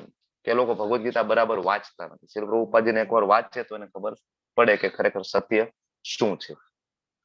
એટલે આ અધ્યાયમાં આપણે એ પણ જોયું કે જ્ઞાન અને ધ્યાનની ભગવાન સલાહ આપે છે. આગળ કહી દીધું કે યોગી નામ અપી સર્વેશામ મદ્ગત્યન અંતરાત્મના શ્રદ્ધાવાન ભજતે યોમાં સમયુક્તો તમો, મતલબ બધા યોગીઓમાં ઉત્તમ યોગી ભક્તિ યોગી છે. પણ અહીંયા એ કીધું કે નહીં, તું જ્ઞાનમાં પરોવાઈ જા, ધ્યાનમાં પરોવાઈ જા. સલાહ આપી, પણ એ સલાહ ક્યાં સુધી? તો કે જ્યાં સુધી કોઈ વ્યક્તિ શરણાગત થતો નથી ત્યાં સુધી, જ્યાં સુધી કોઈ વ્યક્તિ સમર્પિત નથી ત્યાં સુધી, જ્યાં સુધી કોઈ નવોદિત છે ત્યાં સુધી, કોઈ શુદ્ધ ભક્તના સંગમાં આવતો નથી ત્યાં સુધી. બરાબર ને? ત્યાં સુધી એ કદાચ જ્ઞાની બનવાની કોશિશ કરે, ઇવન નિર્વિશેષ ની કલ્પના કરતો હોય તોય કઈ વાંધો નહીં. શ્રી પ્રભુપાદજી લખે જ ભાવાર્થમાં કઈ વાંધો, પણ એ ત્યાં સુધી છે. કારણ કે એ કરીને એને એટલી ખબર પડશે કે હું શરીર નથી, આત્મા છું. ત્યાં સુધી તું કન્વિક્શન આવશે. બરાબર. અને દેખાય છે ઓલી બાજુ રે.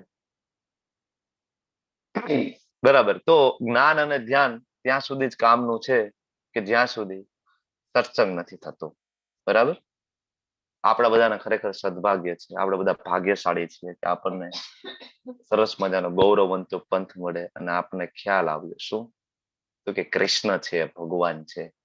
અને આવું સરસ ઇસ્કોનની સ્થાપના કરીને શ્રીલ પ્રભુપાદજી આપણા માટે ગયા છે.